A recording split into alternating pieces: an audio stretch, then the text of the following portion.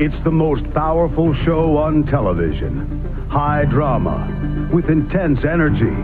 A show dedicated to a few brave souls who risk their lives for the sake of their craft. Its in-depth reporting goes to the core and unlocks the mysteries behind today's raciest sport. Motorsports. Catch it when you can.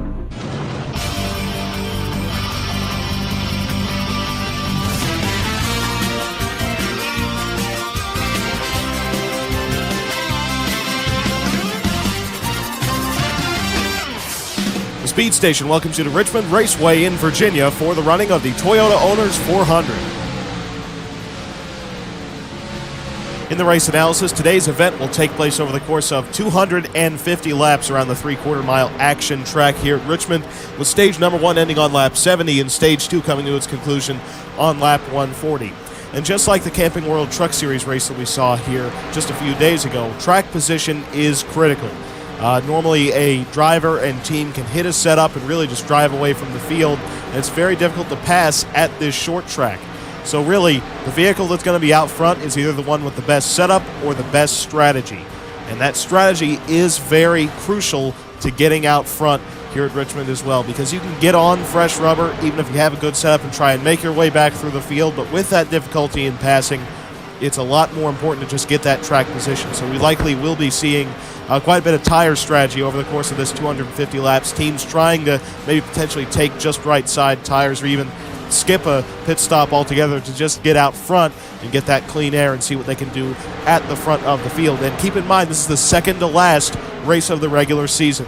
Just Daytona International Speedway after this race here at Richmond. Time is running out to make that top 16 and have a shot at the championship here in the 2021 Cup Series season. In your regular season point standings, Kevin Harvick still holds the point lead right now by just 17 points, though above Joey Logano, who's still holding on to that second place run into the points without a win on the season, even though he has led 184 laps so far this year. Still hasn't found victory lane. Been about a year and a half winless since early 2020 at Nashville, but Logano has closed that point gap up to just 17 points following the most recent Cup Series race at Watkins Glen. Denny Hamlin is now 37 points outside of the point lead as well. So we have three likely contenders for the regular season championship, but Daniel Suarez setting in fourth, 47 points out of the point lead. He is a long shot contender with 2 races remaining. That's still enough time easily to cut that gap that Kevin Harvick has above him. So really at this point, with 5th and 6th place being 107 points back, we have a championship for the regular season championship among these final 2 races here at Richmond and then 2 weeks from now at Daytona International Speedway. And like I mentioned, Brandon Jones and Clinton Boyer, they are tied right now, 107 points out of the point lead. Brandon Jones gets a tiebreaker with his 2 wins on the season. Boyer still winless even with 10 top 10s and 101 laps led. Martin Truex Jr., who has not won at a racetrack not named Dover for the last 2 years, still sets 7th in regular season points, 111 points out of the point lead. He obviously got that win at Dover earlier this season. Odds are he will be re-signed for at least a 1-year deal at Joe Gibbs Racing next season. There's a press conference scheduled for that team at Daytona International Speedway before the Coke Zero Sugar 400. Odds are it will be an extension of Martin Truex Jr.'s contract with his very consistent run this season.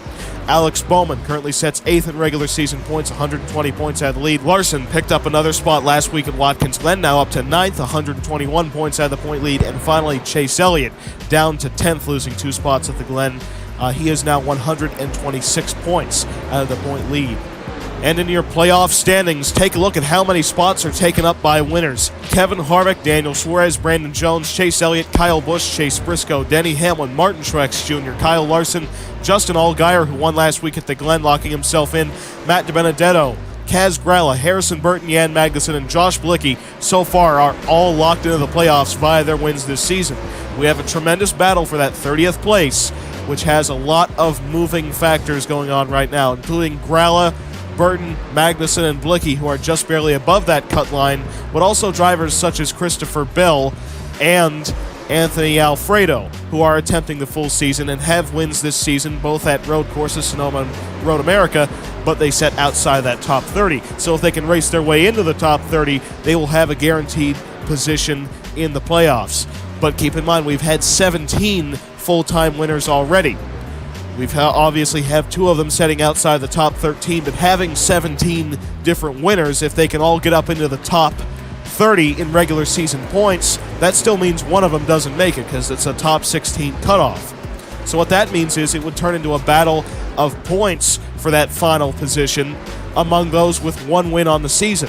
And that would eliminate Anthony Alfredo right now because Christopher Bell would just barely edge him out. But right now, with those 2 outside of the top 30, Gralla, Burton, Magnuson, and Blicky inside the top 30, that leaves just 1 spot up for grabs through points. And Joey Logano hasn't won a race yet this season, but he's 2nd in regular season points. That's why he's trying so hard to usurp Kevin Harvick for that regular season point lead. He only is 17 points back. If you win the regular season championship, that's an automatic qualification for the playoffs. Logano can't feel too comfortable, even with a 90-point advantage above that cut line, even knowing that's more than 2 races worth of points.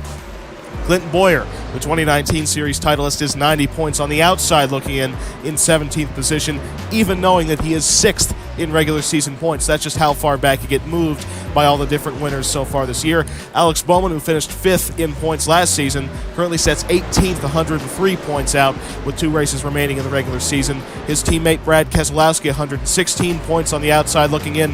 And finally, Eric Jones, who's had trouble these last 2 races at both the road courses at Road America and Watkins Glen. He is now 122 points on the outside of the playoffs with just 2 races left to try and get the job done.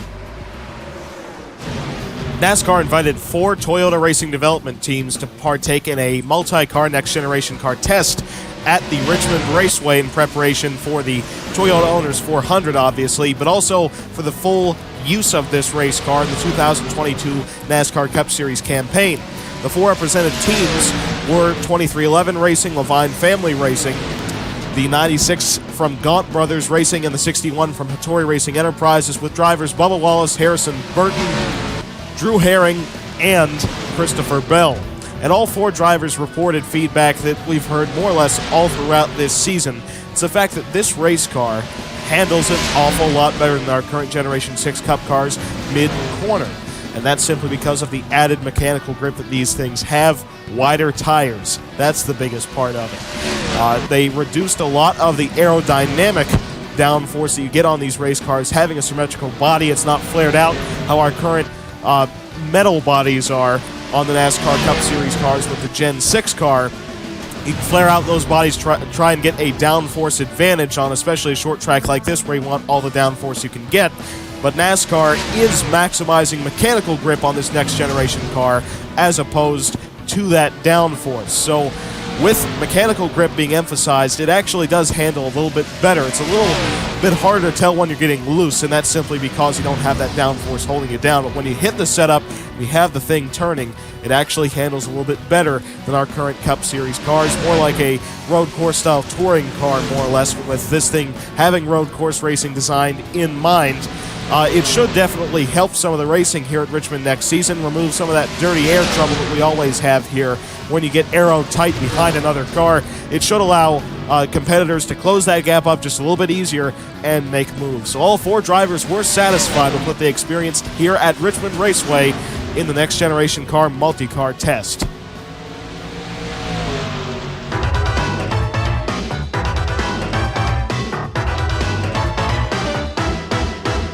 Hello everyone, welcome back to the NASCAR Cup Series Ride-Along segment. We are back in the test car here at Richmond Raceway, prepping for the Toyota Owners 400, second to last race of the regular season. This is a very unique short track here in Richmond, Virginia. 3/4 mile circuit, reconfigured from a half-mile fairgrounds in the middle of 1988. After they got the spring race done in the fairgrounds, they knocked that place down and actually built Richmond International Raceway. And what makes this place unique is its D shape. Obviously, it curves out on the front straightaway. The backstretch is actually the exact same as what it was when we ran the fairgrounds. However, it used to be symmetrical. What they did was, instead of elongating the straightaways, they just widened out the front stretch and turning radiuses to make this D shape. So it changes the exit of each corner. When you get off of turn 4 right there, you can slide out towards the wall, but then it makes a sweeping entry into turn 1. This place is very hard on brakes, by the way, and because the back straightaway is straight, it kind of tightens off your exit of turn 2. forcing them to put a little bit more wheel into it. Hard braking back into turn number 3, a little bit more difficult turn in, but then an easier exit. And that's what that D shape does for you. It changes both ends of the speedway, keeping you kind of on your toes for how you drive this racetrack. And because they no longer seal Richmond Raceway very often whatsoever, they used to do it yearly, now they don't do it hardly at all. It's opened up the grooves a little bit more than what we used to have. It used to be a single groove down on the bottom track. Now you can run right up here in the middle to even top lanes if you're lucky, and if you got a car that can handle up there. My car can't quite do so. Then again, this place isn't ran in yet. But this racetrack gives you options. It's a very dynamic facility now, and with both ends of the speedway being very uniquely different, it definitely keeps you on your toes over the course of 250 laps here at the Richmond Raceway. Ought to be a lot of fun here at the action track. Hard on brakes and hard on the drivers and equipment as well. It's definitely going to be a fun one here tonight at Richmond Raceway for the Toyota Owners 400. And in your starting lineup, Justin Allgaier picked up right where he left off out at Watkins Glen. He took home his first win of the season there and qualifies on pole here at Richmond by 3/100ths of a second above Denny Hamlin in the number 11 car, qualifying in second position. That's actually an inverse of the top two finishers that we had at COTA. Kaz Gralla qualifies in number 50 for Richard Childress Racing in third position. Justin Haley, how about that for the rookie? Qualifies in fourth position for Spire Motorsports. Great run in qualifying. Then Kurt Busch qualifies the number 1 car in fifth position. You can tell we're starting to see a bit of a comeback out of Chip Ganassi Racing late in this regular season. Although to get Kurt Busch and Quinn Half into the playoffs, they both will have to win, and my money would be on Kurt Busch here at Richmond. He's a very good short track racer. Quinn Half likely would have to rely on Daytona. Alex Bowman qualifies the 48 car in sixth position. Chase Briscoe made the race. As you recall, he DNQ'd at Watkins Glen. Well, he qualifies the 53 car here at Richmond in seventh position. He's a good short track racer, has a win at Bristol last season, and that was on the concrete, even though he won also on the dirt earlier this season. Ricky Stenhouse Jr. with a good run in qualifying puts that 47 car in eighth position. Quinn Half qualifies the 40 for Chip Ganassi Racing in ninth spot, and Kyle Larson rounds out your top 10 in his very own number 57. Also keep in mind the 71 of Josh Bilicki did not make the show here at Richmond. That's going to be very critical in the point standings. He's only about 10 points above 30th, and Christopher Bell has a shot of making the top 30 here tonight. If he can outpoint the number 71 of Josh Bilicki by about 10 points, Christopher Bell might just be in the playoffs at the end of these 250 laps here at Richmond. And so now let's get down trackside for the command. Gentlemen, start your engine! I'm up in the center of 1 and 2 up here, so as you're going down the back stretch into 3, it may appear to me that they're inside, but they may be just shy of that. I'll really try to stay on top of that all night, but the pace car hits pit road. Pole sitter Justin Allgaier leads the field onto the front straightaway, and there's the green flag here at Richmond for the Toyota Owners 400. Just 2 races left in the regular season as the field heads down to the first turn. Justin Allgaier clears the outside line of Denny Hamlin. Allgaier now clear of the field with the 50 of Kaz Gralla down on the inside, trying to take second. Off of the NASCAR Camping World Truck Series winner here at Richmond, edging out Sam Mayer, who ran out of gas late in the race. Justin Allgaier will lead lap number 1, picking up right where he left off at Watkins Glen. You can see farther back, Christopher Bell trying to go 3 wide on the inside.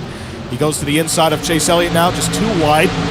Still 3 wide farther back as you see Kevin Harvick falling back through the field, but running right with Harvick is the 22 of Joey Logano. So if the race were to end right now, the biggest gain would be for the number 11 team of Denny Hamlin. But Hamlin, however, has been moved up to the outside line. He's starting to drop back. Kurt Busch has made his way into third position. Chase Briscoe now into fourth, and Quinn Half assuming the fifth spot in the number 40 for Chip Ganassi Racing. As you can see, Austin Cindric to the inside of the 77 of Justin Haley down the front straightaway. Cindric's going to get that spot into the first turn. Farther back, you got Kyle Busch on the inside of Eric Jones, former teammates right there. Busch is going to clear him on the exit of turn 2. Martin Truex Jr. running right in line as well. Christopher Bell trying to make his way around Eric Jones. Remember that Bell is racing for that top 30 position in regular season points. He's got that victory earlier this season that came at Road America just a few weeks ago that would lock him into the playoffs if he was in the top 30, but he's just on the outside looking in. One of his major competitors, Josh Bilicki, did not make this race, so it's a huge opportunity for the 61 team to make up points. And as you can tell, the 11 of Hamlin got back down to the inside line. We are already 6 laps into this race, and he has dropped down to 7th position from a second-place starting spot. But Kaz Grella still holding on to that second spot, while we have Kurt Busch trying to make a look down to the inside, entering turn 3. Trying to make this a Chip Ganassi Racing 1-2 here at Richmond, and he makes it stick. The 53 of Briscoe slides up the track as well. Kurt Busch now to second spot. And you know, we've seen a tremendous amount of performance out of the Chip Ganassi Racing cars last week at Watkins Glen, and we're seeing it again here tonight at Richmond. Because currently, all 3 of their cars run up in the top 5. Allgaier out front, Kurt Busch running in second, and Quinn Half is now going to take up the 4th position. Chase Briscoe's the only one separating these 3 from holding a top 3 sweep right now. As here comes Quinn Half looking down to the inside of the 53 of Briscoe. And it looks like Quinn Half is going to make this a Chip Ganassi Racing 1-2-3 sweep right here at Richmond. We're not even 10 laps into this race, and they're this strong already, as the 50 has been moved up the racetrack as well, allowing Justin Haley down on the inside. Kyle Busch is going to take advantage of this, getting down to the inside of his teammate Denny Hamlin. And that's going to move the 77 of Justin Haley around the 50. Hamlin slides very wide on the exit of turn 2. Briscoe trying to get back down to the inside line, and he does it. Cutting off the 21 of Cindric. The 42 of Allgaier still out front. Obviously, we have the CGR 1-2-3 right now. I don't think that's going to be permanent just because of the way the strategy works here, Richmond. And look at how far back that number 4 car of Kevin Harvick is. Right now, racing with the 7 of Corey LaJoie for the 38th position. We also have his teammate of Clint Boyer all the way back here, and the 57 of Kyle Larson. So we have a lot of heavy hitters running in the back, but this could be a good points opportunity for the 22 of Logano, who has started to make his way back through the field. Also a shout out to the number 2 team of DiBenedetto finally making a race after a bit of a dry string of races at the road courses at Road America and at Watkins Glen. We also have Ricky Stenhouse Jr., the number 47, making his way to the inside of Cole Custer and Brandon Jones. Tyler Reddick making his way through the field. And also you see Chase Elliott running in line behind Jan Magnussen as they make their move to the inside of Kaz Grella and Kyle Busch. 18 and 50 cars still dropping back. CGR still holding that top 3 sweep, as Austin Cindric still trying to run down the 4th place runner of Chase Briscoe. Great run for Justin Haley already here at Richmond Raceway. Currently resides in 6th position and running with some very elite company. And look at the 61 of Christopher Bell. He's made his way all the way up to 7th. Really throwing it all out on the line right here at Richmond, trying to make that top 30. He's got a great handling race car right now. So far, the fastest lap was set by the 61 of Christopher Bell. If he can keep that up, he could very well take home a 2nd victory of the season here tonight at Richmond, and that would almost certainly secure him a top 30 spot. And a good run going on so far for Ryan Blaney. He's had a tough season overall. They won the regular season title last year, and right now they will have to win to make the playoffs. You see Alex Bowman going 3 wide to the inside of Ross Chastain and Kyle Busch. He makes the move stick. 2 positions picked up by the number 48 of Bowman through turns 3 and 4. Down on the inside goes the 9 of Chase Elliott, cutting back into line, and the 18 of Kyle Busch is going to lose quite a bit of track position up on the outside line. We're already 16 laps in, and we have the 10 and 4 cars of Almirola and Harvick battling right towards the tail end of the field. We know the 10 team has struggled all season long, but we have not seen a poor performance out of Harvick like this so far this season. Tough run going on for that 4 team already. This could be a great points opportunity for the 11 team of Hamlin if they can keep that Joe Gibbs Racing Toyota up in 8th spot. And a good run going on right now for Jan Magnussen. Currently runs in 11th position. Remember, he's another contender racing for that top 30. Quinn Half has closed up the gap right to his teammate Kurt Busch, getting up right to the back bumper through turns 1 and 2 right here. Trying to make a move on him potentially into turn 3, not quite close enough, as he moves just about half a car width up the racetrack, not quite getting his left sides down on the yellow line on the inside of the racetrack, but he carried good momentum right there on the exit of turn 4. trying to just pressure Kurt Busch into making a mistake right here, but a great resurgence out of Chip Ganassi Racing in the last 2 weeks of Cup Series competition. Even an affiliate that they supply equipment to, Justin Haley right now runs in 6th, but he got moved up the racetrack by the 61 of Christopher Bell. Bell's going to try and make the move down the front straight. Bell at the line will hold the 6th position and is going to make the move stick into turn 1. The question is now, can Haley get back down to the inside of the racetrack? Because Hamlin's going to fill that gap. And now the 77 of Haley has made his way back down to the inside. The 19 of Truex goes to the inside of the 12 of Blaney. And now we have a battle for 4th position. Austin Cindric goes to the bottom of the 53 car of Chase Briscoe. Cindric takes up the 4th spot for the Wood brothers. Trying to run down those 3 Chip Ganassi Racing cars that are absolutely hooked up. And I talked about this during pre-race, that when a team really hits their setup here at Richmond, they can normally drive away. Well, it looks like they hit the setup on all 3 Chip Ganassi Racing cars, and that is what has really made the difference over the field so far in this first 22-lap run. Obviously, things are going to change over the course of the whole 250 laps, but typically, if you can keep your cars out front, that's a good sign that you might be able to take home the trophy here at Richmond. Very difficult to pass unless you try some abstract strategy. And you can see at the tail end of the field, we have Brandon Jones, Daniel Suarez, and Kevin Harvick.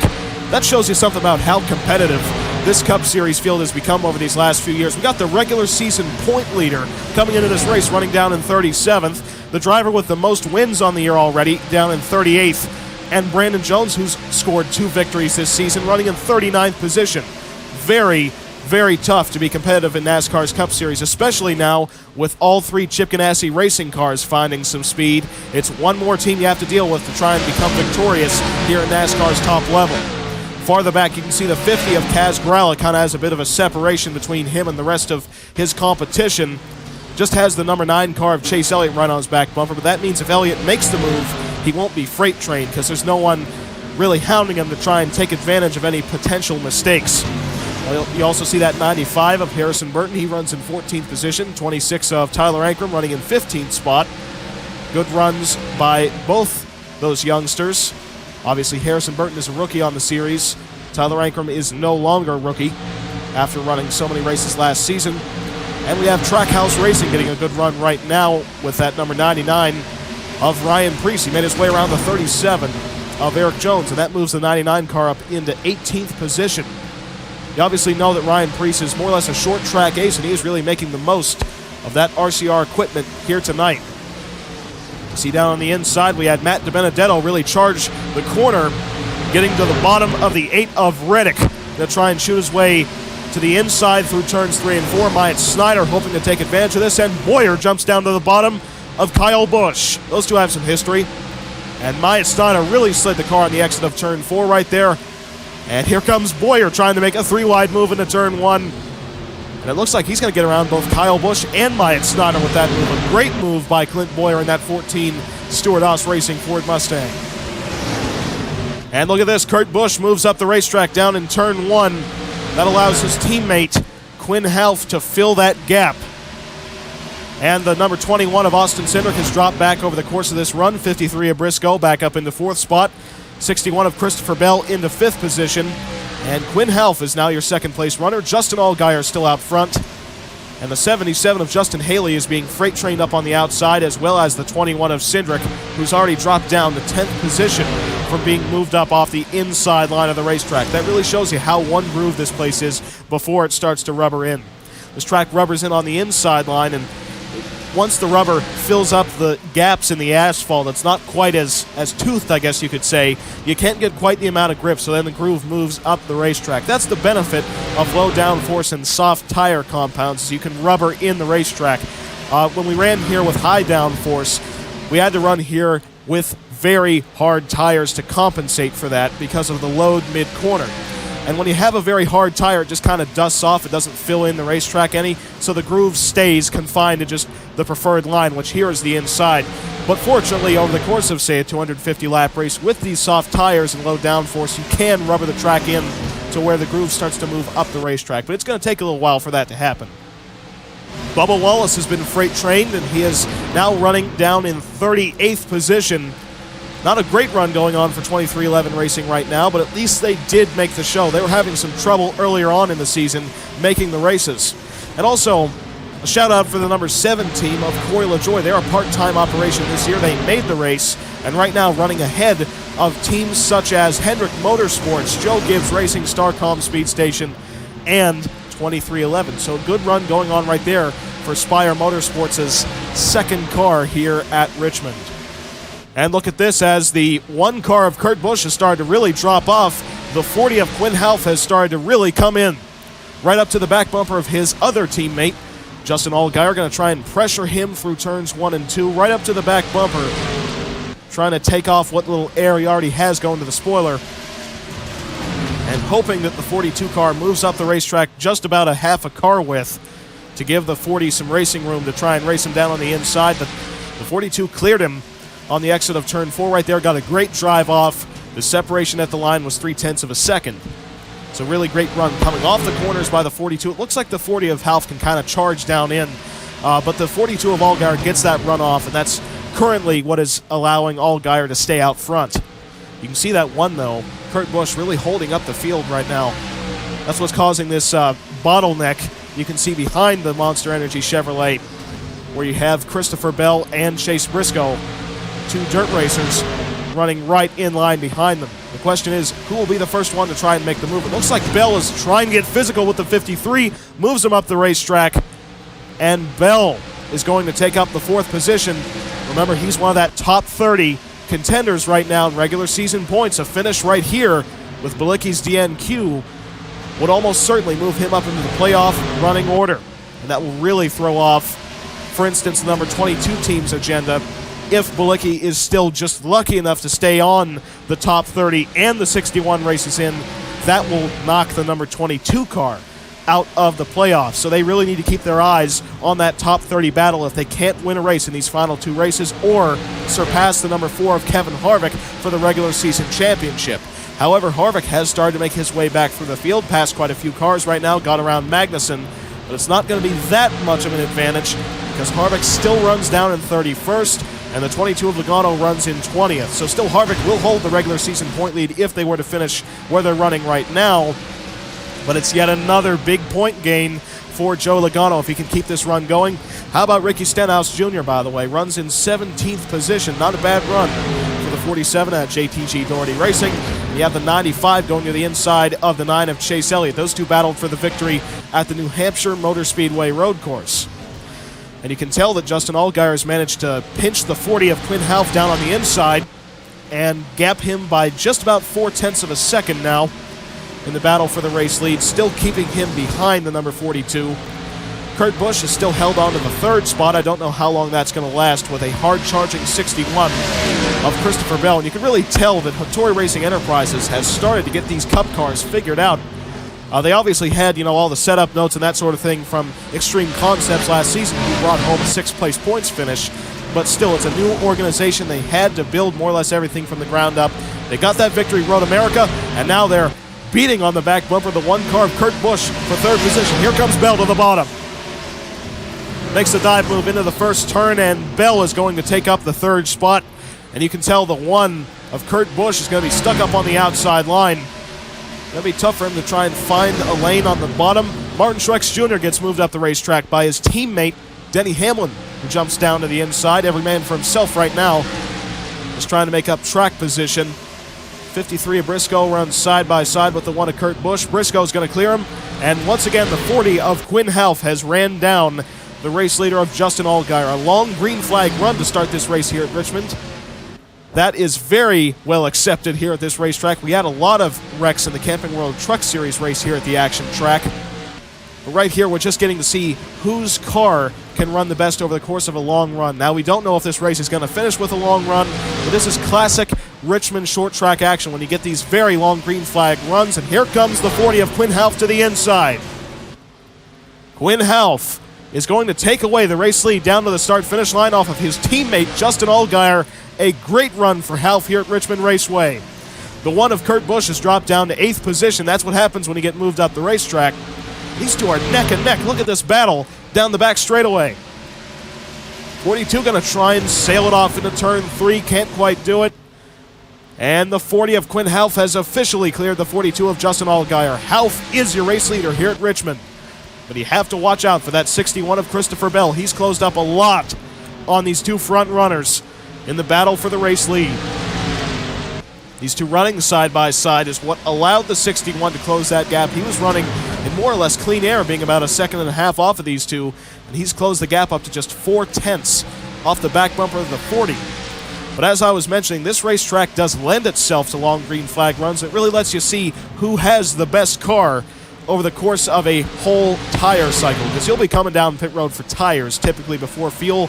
It was abnormal during the Camping World Truck Series race seeing Sam Mayer stretch his fuel and eventually have to come down pit road because he didn't get enough caution laps. So that was abnormal, but once again, battle for the race lead. The 42 of Allgaier got that great drive off of turn number 4, tries to force his nose underneath the 40 into the first turn, but couldn't quite do it.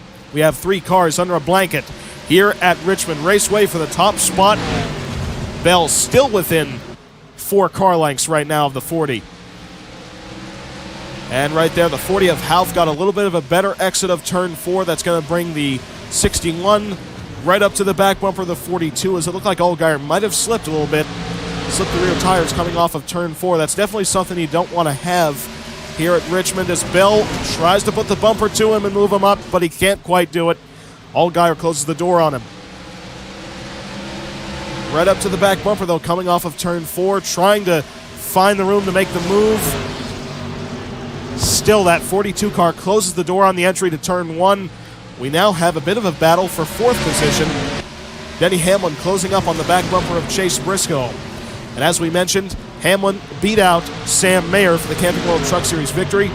Mayer did a fantastic job holding him off for about 100 or so laps, but Mayer just didn't have enough gas to get to the finish. Denny Hamlin was handed the race victory at the end by conserving his fuel. But Hamlin got all that track time here at Richmond as if he really needs more. It's one of his home tracks, but still it's going to benefit him here tonight. You can already tell this could be a very big points night for this number 11 team.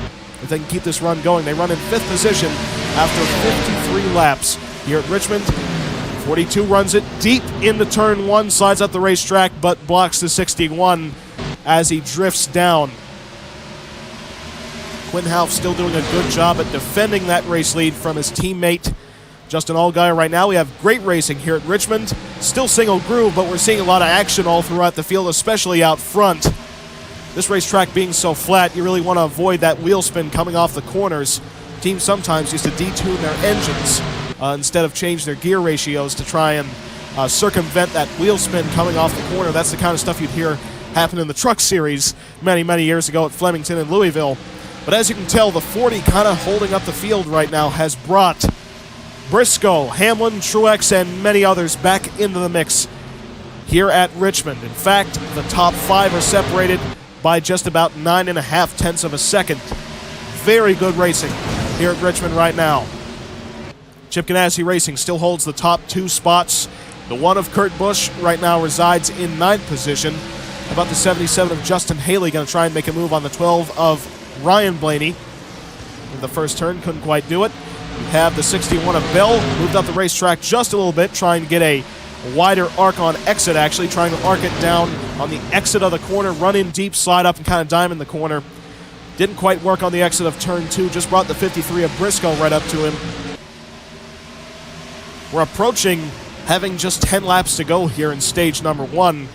And really, I don't know who's the favorite to win this first stage. Martin Truex Jr. runs in 6th position, but he's only 1.1 seconds off the back bumper of the 40 car of Quinn Houff, so it's really anybody's stage right now.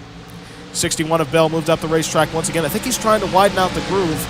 That dirt racing experience kind of lends itself to a driver wanting to find where the most grip is.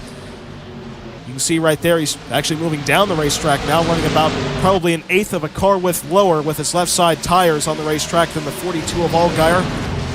Might have dipped him on the apron through turns 1 and 2, but now he moves up the track in 3 and 4. Going to try and get the good drive off of turn 4, and he makes it stick. Now looks to the inside of the 42, poking his nose to the bottom. Side by side with Justin Allgaier for 2nd spot. And Christopher Bell is going to take away the 2nd position here at Richmond. And Allgaier is going to be in trouble right here as the 11 of Hamlin pushes up the racetrack. Looks like his splitter might have caught the apron. 53 of Briscoe moves down the racetrack as well. Try and get a shallow entry into turn number 1 to potentially force the 42 car of Allgaier up the racetrack. As we've documented, it's easy to get freight train once you get moved up. And it looks like that might just be the fate of the number 42 of Justin Allgaier right now. Dropping down to 4th, now to 5th as Hamlin's going to get by the 42 on the inside.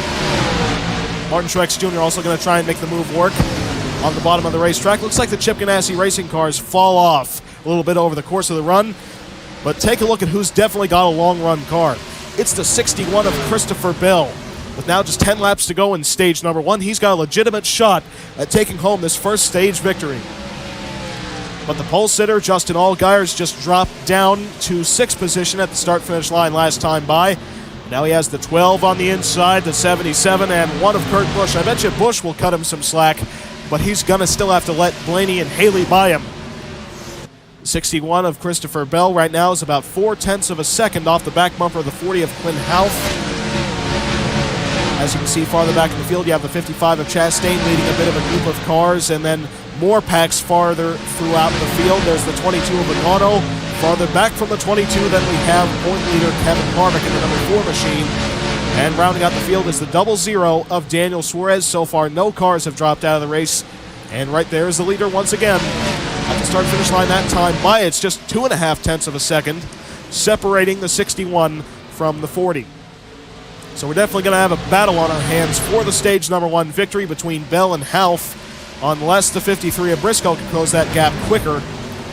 But him being about 0.7 of a second back, I doubt him being able to get up there with just 6 laps remaining in this stage. This is farther back in the field. The 57 of Larson gets moved up the racetrack by the 88 of Brad Keselowski. This being all the way back in 33rd position. And it looks like Keselowski's going to take advantage of the 57 being moved up the racetrack. Brandon Jones is also going to get around him. And towards the front of the field, we have the 40 of Quinn Houff starting to gap the 61 just barely. And the 53 of Briscoe starting to reel in the 61. So it looks like Bell's car might be dropping off just a little bit. It's possible that the 40 car of Quinn Houff has the best overall pace to potentially get the job done here at Richmond. But once we get done with this stage number 1, who knows about the pit strategy that we're going to see under the ensuing caution flag period.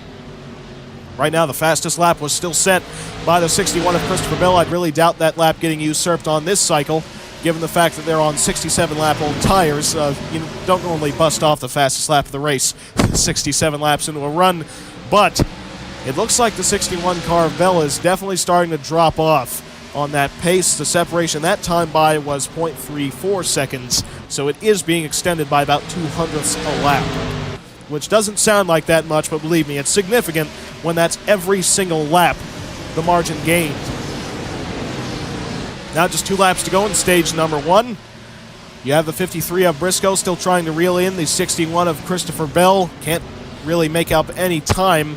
Right there, the 61 got a great entry of turn number 1. Couldn't quite hold the momentum on the exit, but is making some gains on the 40 with now just 1 lap to go in stage number 1 here at Richmond. 3/4 of a mile left for Quinn Houff trying to take home the stage number 1 victory. Denny Hamlin also closing the gap up to the 53 of Briscoe, trying to take up 3rd spot in the final lap of the stage. Now racing back to the green and white checkered flag, the 40 of Quinn Houff holds the advantage above the 61 of Christopher Bell, and Quinn Houff will win stage number 1 here at Richmond. Houff takes home the stage number 1 victory in the number 40 for Chip Ganassi Racing. A great performance already here at Richmond in a caution-free stage. 61 of Christopher Bell took home 2nd, 53 of Briscoe in 3rd, 11 of Hamlin in 4th spot. He was the Camping World Truck Series winner here at Richmond, and Martin Truex Jr. rounds out your top 5. Also, the 42 of Justin Allgaier, your pole sitter, dropped all the way down to 10th position. And so now, after just a quick break, we'll be back right here at Richmond Raceway for the beginning of stage number 2.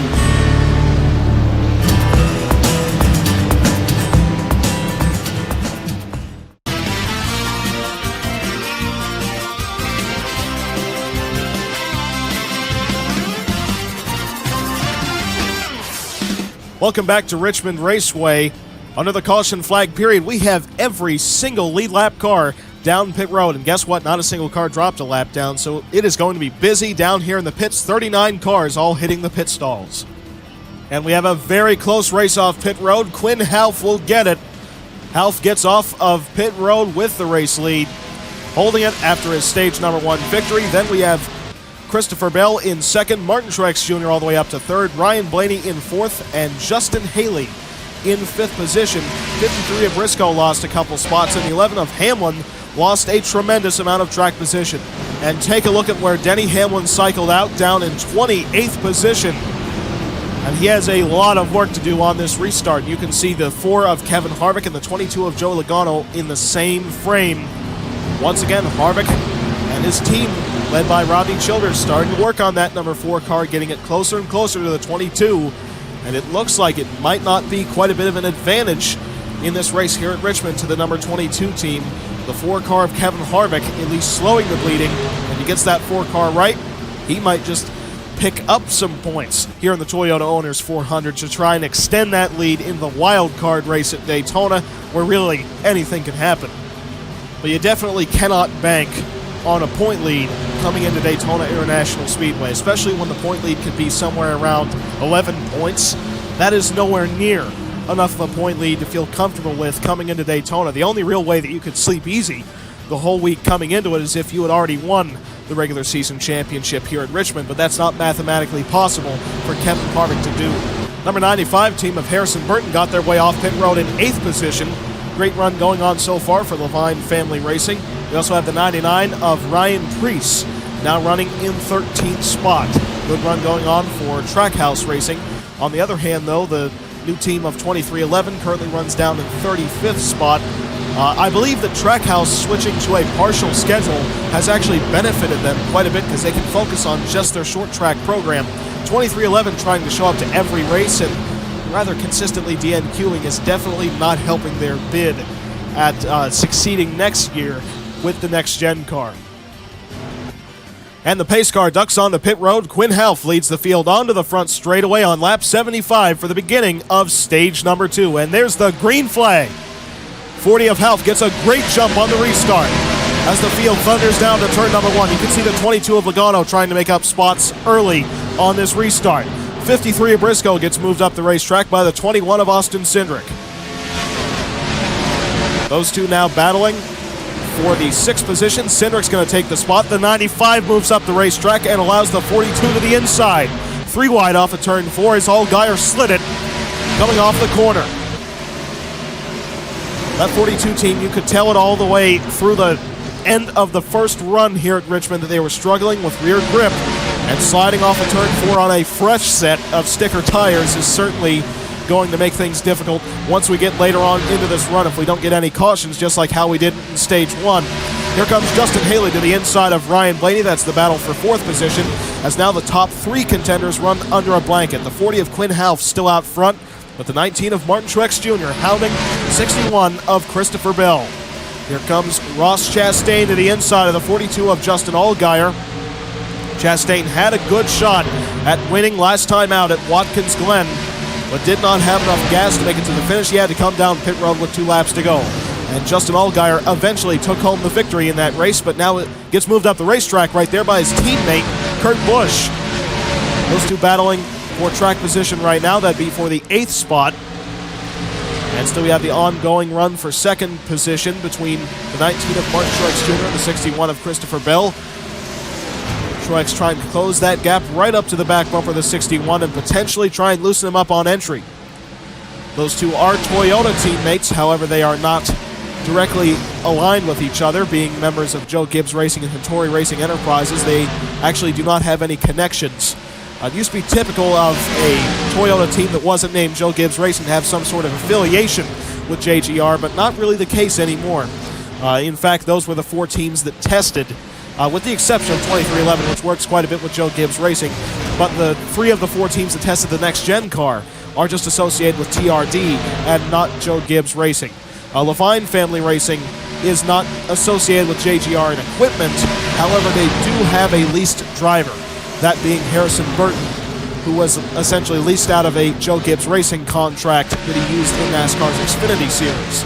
Battle on the inside goes Matt Benedetto trying to get around the 6 car of Ryan Newman, couldn't quite do it, and then the 48 of Bowman moved up the racetrack, allowing Newman to fill that gap But Newman slides on the exit of turn 4, still struggling with rear-end grip as well. And looks like he's not going to give the 48 car any room on the inside, as the 4 of Harvick has just passed the 22 of Joey Logano. So now he is ahead of Logano and Denny Hamlin, and as well the 00 of Daniel Suarez. So he is outrunning every single contender that he needs to outrun for this regular season title. But I'll tell you what, those teams who have a very large gap up at the top of the point standings, they've started to drop off recently. And here comes Martin Truex Jr. down to the inside of the 61 of Bell, taking up the second spot for Joe Gibbs Racing. But I think you need to watch out for teams such as Hattori Racing Enterprises if they can make this playoff, and Chip Ganassi Racing, who just won the last race with Justin Allgaier and look like they have a legitimate shot at taking home the victory here tonight with Quinn Houff. We now have a battle for position between Justin Haley and Austin Cindric. Haley's going to close the door into turn 3. But as you can tell, the front runners in point standings are not really running playoff worthy right now. They're running currently highest 1 in 20th position. That's not how you get the job done in advance to the championship four with the way our sport works. Because they have that huge point gap above the field they got earlier on in the season, they can carry that to battling for the regular season title. But if they don't get into that race-winning form in these final 10 races that we are nearing, they will not be contenders at Atlanta for the championship at this rate. 99 of Ryan Preece got freight trained on that restart. He dropped all the way down to around 30th position, right now running in 32nd. And the 00 of Daniel Suarez actually came down pit road a second time to try and get service. You could tell their car was way off the pace. He came down pit road a second time just to get the thing handling better. So now they run in dead last, 1 lap down, but he's trying to make his way back through the field. That more or less ends Suarez's bid for the regular season title. And here comes Truex to the inside of Quinn Houff. Side by side, coming off of turn number 4 at the line. I believe it was Truex to hold the lead. Scoring does give it to the 19 car of Martin Truex Jr. New leader here at Richmond. It is Martin Truex Jr. in the number 19 for Joe Gibbs Racing. First non-Chip Ganassi racing car to lead, as Christopher Bell gets in line in third spot. 77 of Justin Haley got moved up the racetrack. That's going to allow the 21 of Austin Cindric down to the inside. Cindric will take the 4th position down into turn number 1. Cindric has now taken up the 4th position, getting around the 77 of Justin Haley, who has been moved up the racetrack. He got freight trained as well, dropping behind Ryan Blaney right now, losing 3 spots in that transaction.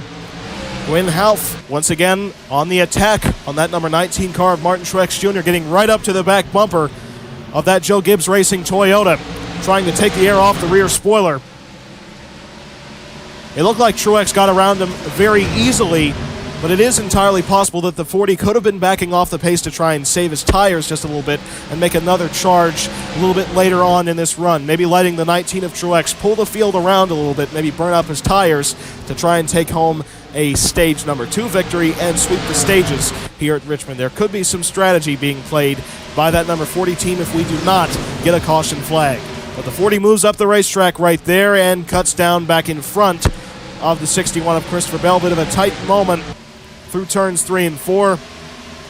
Down to turn 1, 61 could not make a move, and he does move up the racetrack just a little bit. They could be trying to move up the track as well to conserve some of that tire. If you move up the track, obviously less tight of a turning radius. If you can keep that car about half a car width up off of that yellow line, you can potentially save your right side tires a little bit better than someone trying to hug that line, such as Martin Truex Jr. So if Quinn Houff can stay on the bottom, aka in front of the 61, but move out that racetrack a little bit, that might benefit him in the tire strategy. But right there, he gets right up to the back bumper, the 19 of Truex. Tried to put the bumper to him, but couldn't quite pull it off. We have 4 cars under a blanket for the race lead here at Richmond.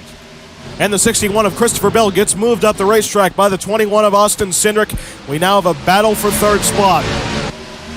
And that will allow the 19 and 40 cars to potentially run away with it as these two battle for that position. Cindric, though, will quickly clear the 61 and take up that third spot.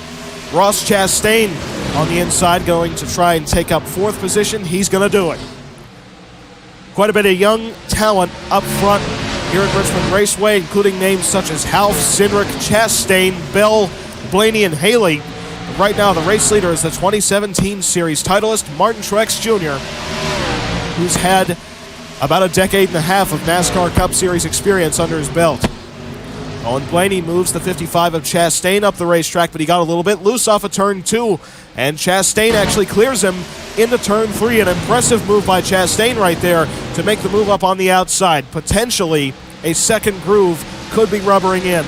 Now we have the 77 of Justin Haley making the move to the bottom of the 61 of Christopher Bell. That is the pass for 6th position. A great run still going on for Haley. Right now outrunning the 2004 Series champion, Kurt Busch, and last week's winner, Justin Allgaier.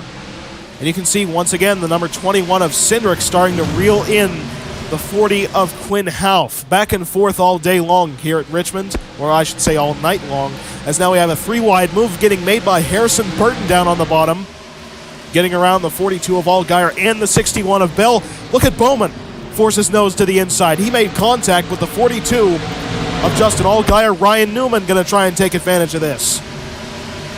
Newman going for a top 10 running position. 61 of Bell gets moved all the way up into the marbles. Newman slides just a little bit on exit, trying to force his nose underneath the 48. Newman now up into 10th position and could potentially try and take 9th. Right up in front of him is the 95 of Harrison Burton. Those two have a bit of a history, stretching back to Louisville, as you recall, in the heat races. And look at this, the number 21 of Cindric has closed right up to the back bumper of the 40 of Quinn Houff. This is what I was talking about with the back and forth that we've seen tonight. Comers and goers so far. Cars running in well as the temperatures start to drop off. The track tightens up just a little bit. As these temperatures cool, the 21 right up to the back bumper. The 40 had to restrain himself right there to not put the bumper to him. But these two running so hard for second is allowing the 19 of Truex to kind of run away with this race lead. The separation is now half a second. Coming off of turn 2 right there, the 21 still hounding the 40, hoping that Houff makes a mistake down on the inside and gives him just about a half a car width to potentially move that 40 car up the racetrack. And he moves up the racetrack himself. Austin Cindric goes wide into turn 1. That is going to relieve that number 40 car of Quinn Houff from some of that pressure and let him focus forward on the 19 of Martin Truex Jr., because it's possible he could have been mirror driving right there, trying to hold off the 21. And it looks like we are not going to get into lap traffic over the course of this stage. The 99 of Ryan Preece has dropped down to the last car on the lead lap. Unfortunate story there. They had a great run going on early in the race, but as the track has started to tighten up, that 99 car has started to definitely fall off. He has currently scored 13 seconds behind race leader Martin Truex Jr. And that 00 of Suarez has actually started to make his way through the field pretty well on fresh tires. As you recall, he had to pit a second time. He's now 1 lap down, but he'll more or less have to spend the rest of the night try and get back on the lead lap. Really, his only hope to get thrust back into this regular season championship hunt is if the 11, 22, and 4 cars drop out of this race. And for an update on a regular season point battle, the 22 of Joey Logano now sets in 17th position, while the 4 of Kevin Harvick runs down in 21st spot. If the race were to end now, the 22 of Logano still would not hold the regular season point lead, but it would be closed up quite a few points coming into that final race at Daytona. And you see all 4 Stewart-Haas racing cars right there running in a group. Almirola, Harvick, Custer, and Boyer. They all must be suffering the more or less exact same handling problems at once. 26 of Tyler Ankrum has made his way up into 11th position, now trying to hound the 6 of Newman. There was a little bit of contact between the 95 and 48 of Harrison Burton and Alex Bowman. Still trying to put the bumper to him right there through 3 and 4. Getting aggressive with him, trying to move him up off the bottom of the racetrack. He got a good drive off of turn 4. Might try to make the look into the first turn. Certainly pressuring Burton up the racetrack, but couldn't quite make the move. How about this? Justin Haley still resides in 6th spot for Spire Motorsports, still outrunning the 1 of Kurt Busch. Still a great run going for this organization. They need some runs to go into the right direction. They had that 3rd place run at Loudon on the road course, and that has really built up this team's confidence. Justin Haley not exactly getting the best rookie season, but going into his 2nd year next season, likely with Kaulig Racing, as I believe the Spire Motorsports Kaulig Racing partnership was only for this season. Haley looks like he is going to have a good foundation to build on for next year. And look at this, the top 5 contenders running under a blanket right now, separated by half a second. 21 of Cindric moved up the racetrack. That's going to let the 55 try to challenge him into turn 3. Couldn't quite make the move, and that forces Blaney up the hill as well.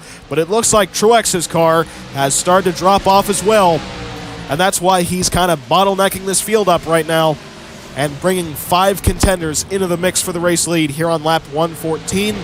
Martin Truex Jr. has got his work cut out for him here to hang on to that top spot in these final 30-some laps to the finish of stage number 2. 21 move up the racetrack right there, potentially trying to save some of that rubber for later on in the run, trying to scrub off less of it by running a wider turning radius. But that is kind of hard to pull off and maintain your track position, because that allows the competitors on the inside to potentially knock you up the racetrack even farther, and then you really start to get freight trained on the bottom. Guess what? The fastest lap of the race has been set by the 6 of Ryan Newman on this run, a 22.096. The Rocket Man might just be back, but he runs down in 10th position right now. If he can get that car dialed in for the final stage, he may be a legitimate contender. Unfortunately for him, his teammate of Chris Buescher didn't even make the field here at Richmond, so a huge contrast between both Roush Fenway Racing Fords.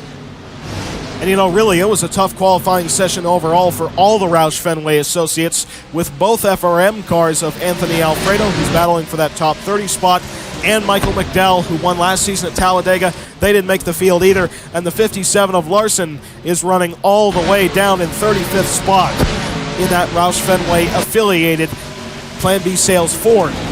So Ryan Newman is certainly making the best of that organization's equipment.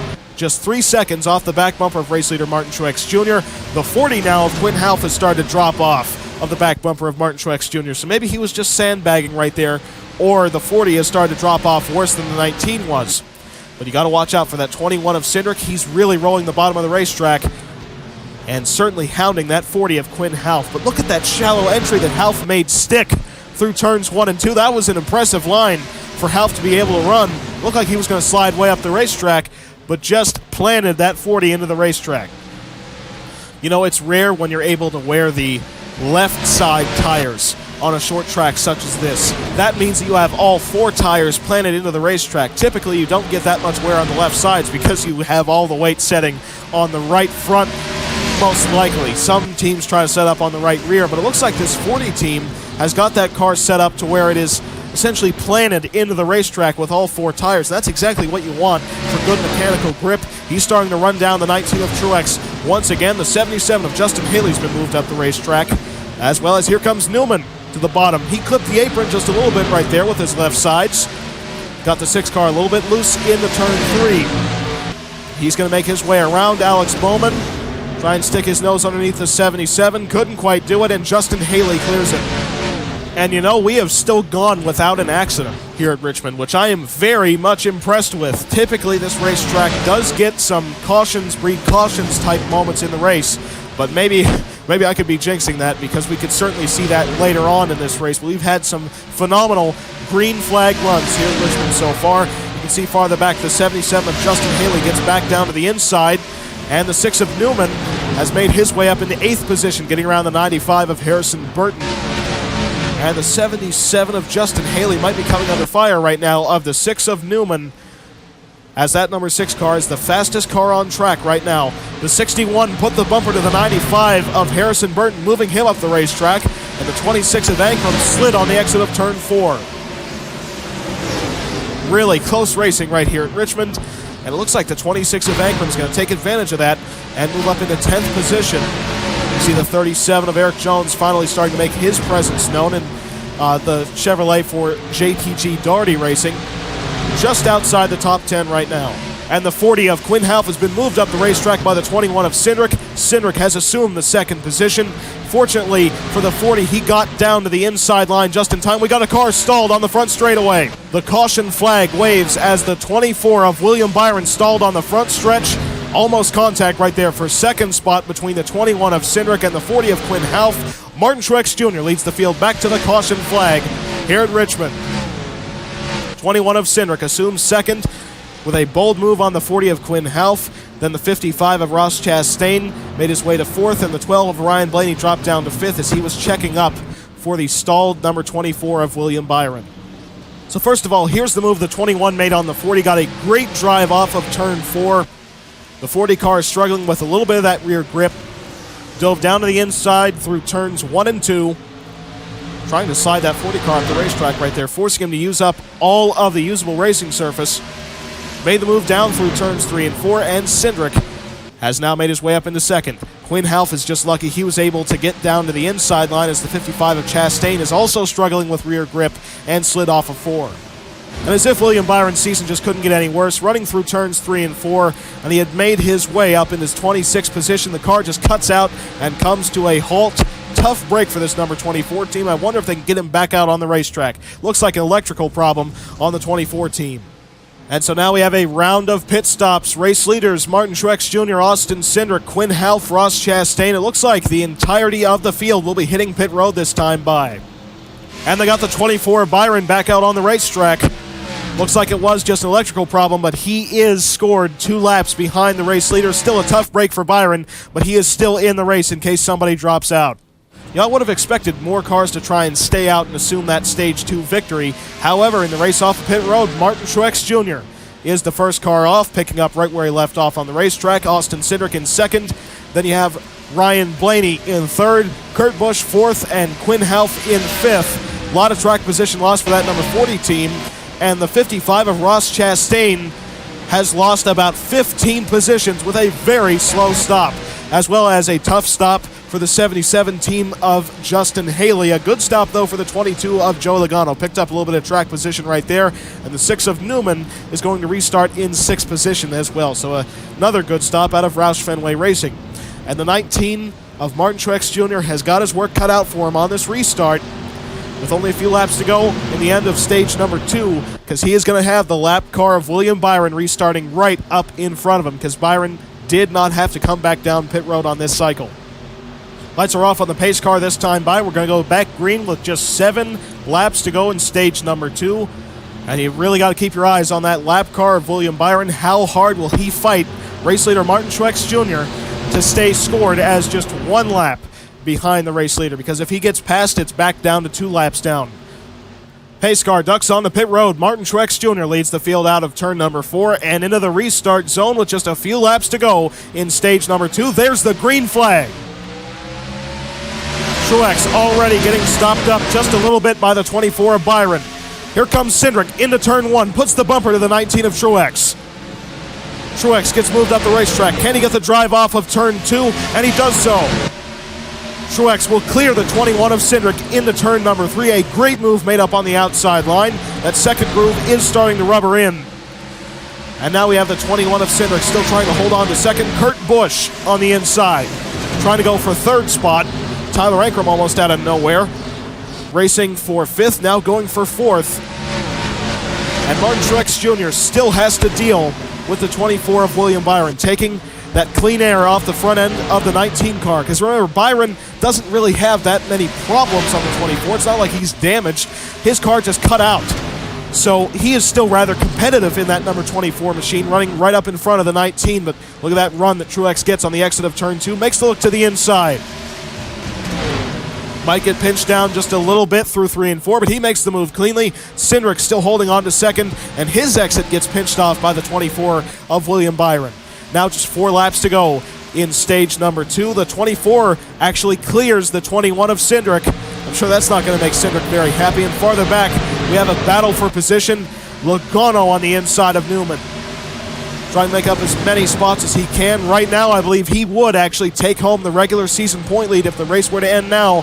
As you can see, Harvick getting freight trained up on the outside. Farther back, we have a 3-wide mess, with the 3 of Austin Dillon getting loose up on the outside. 20 of Brandon Jones might be down a cylinder. Look at how far back he is from the rest of the competitors running towards the tail end of the field. 24 of Byron has been cleared by the 21 of Cindric. Now Kurt Busch has to deal with him. 22 of Joe Logano's raced his way up to 10th and now gets to the inside of his teammate and will take up the 9th position. Eric Almirola getting a good run as well in 8th spot. Quinn Half now resides in 7th position, 42 of Justin Allgaier in 5th, and now just 1 lap to go in stage number 2 for Martin Truex Jr. 24 Byron slows up the 1 of Kurt Busch on the exit of turn 4. Busch trying to get up to the outside, couldn't quite do it, and that messes up the 26's entry into turn 1. Racing back to the green and white checkered flag, the 21 of Cindric all over the back bumper, the 19 of Truex, but it is not going to be enough. Martin Truex Jr. will win stage number 2 here at Richmond.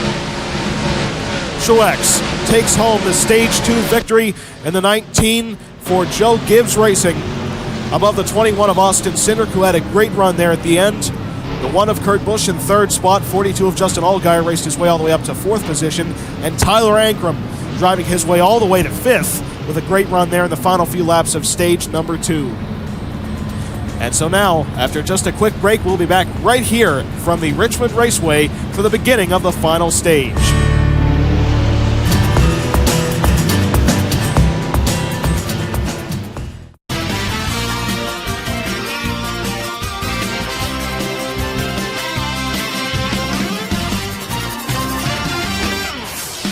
Welcome back to Richmond Raceway. We're coming just off of a interesting end of stage number 2 with Truex beating out Austin Cindric there, mainly thanks to William Byron, the lap car, who is likely still going to restart in 3rd position. Nobody came down pit road this time by, likely just because they just came down pit road before the end of stage number 2. So we might come back to having potentially some fuel strategy going on. Drivers may back off to try and make it to the end if we don't get any cautions, because this race has only seen 1 caution due to an incident, and that was a mechanical failure, well actually an electrical problem, on the 24 Byron, and he's still in the race. So we still have all 39 cars running after the end of stage number 2. That's almost unheard of the way this season has gone, but we may see some contenders here at Richmond try to stretch their fuel and keep that track position and potentially win this race if they can save a little bit more gas than what Sam Mayer did in the Camping World Truck Series race when he ran out with just about 4 laps to go. They could just be lucky enough to take home the victory here in the Toyota Owners 400. We did have one taker, and that was the 20 of Brandon Jones. You saw him running very far off the pace over the course of stage 2. They came down pit road after the end of that stage. They spent an awfully long time on pit road. They had the hood up. He is down a cylinder. They actually did drop 1 lap down, just trying to, get everything ready to get back onto the racetrack, make sure they weren't having an engine failure. But a tough break for this number 20 team. They have had a rough night here at Richmond. And the 96 of Drew Herring is coming down pit road. He was running in 16th position. He forfeits his starting position. I believe he might have had a tire going down. Yes, the 96 team did in fact have a right rear tire going flat. They will restart tail end of the line, which means that they will be the last car in the lead lap. Now, that is normally a fairly decent restart position in the Cup Series, at least the way this season's gone, but with all 39 cars running and 36 cars on the lead lap still, he's going to restart all the way down in 36th position. That's a tough break for this number 96 team as we approach just about 100 laps to go. That's a lot of track position to have to make up in that short of an amount of time here at Richmond, where it is notoriously difficult to pass. However, if some of these front runners don't manage their fuel mileage properly, that 96 team also topped off on this stop. So if we especially get a green-white checker, they could be at a fuel advantage, which could definitely play into their favor if they keep their equipment together over the course of this final stage. Lights are off on the pace car this time by. We are about to go green. Still keep your eyes on the 24 of William Byron being 2 laps down, restarting 3rd in line. How about this for a rebound? The number 14 of Clint Boyer currently runs in 11th position. They were not having a very good run going on earlier in tonight's race. They've rallied. They worked on that car all throughout the night as the track tightened up. Now running in 11th position. So now Martin Truex Jr. leads the field through the final 2 corners. Pace car ducks onto pit road. Martin Truex Jr. enters the Geico restart zone on lap 145 for the beginning of the final stage. There's the green flag. Truex gets a great jump on the restart above the 21 of Austin Cindric, and the 50 goes around. Caution flag is out. Number 50 of Kaz Gralla gets turned, and cautions, breathe cautions here at Richmond. The 24 of William Byron got moved up the racetrack. That's going to allow Kurt Busch to shoot down to the bottom and clear him and potentially give that opportunity to the 42. And Martin Truex Jr. leads the field back to the caution flag.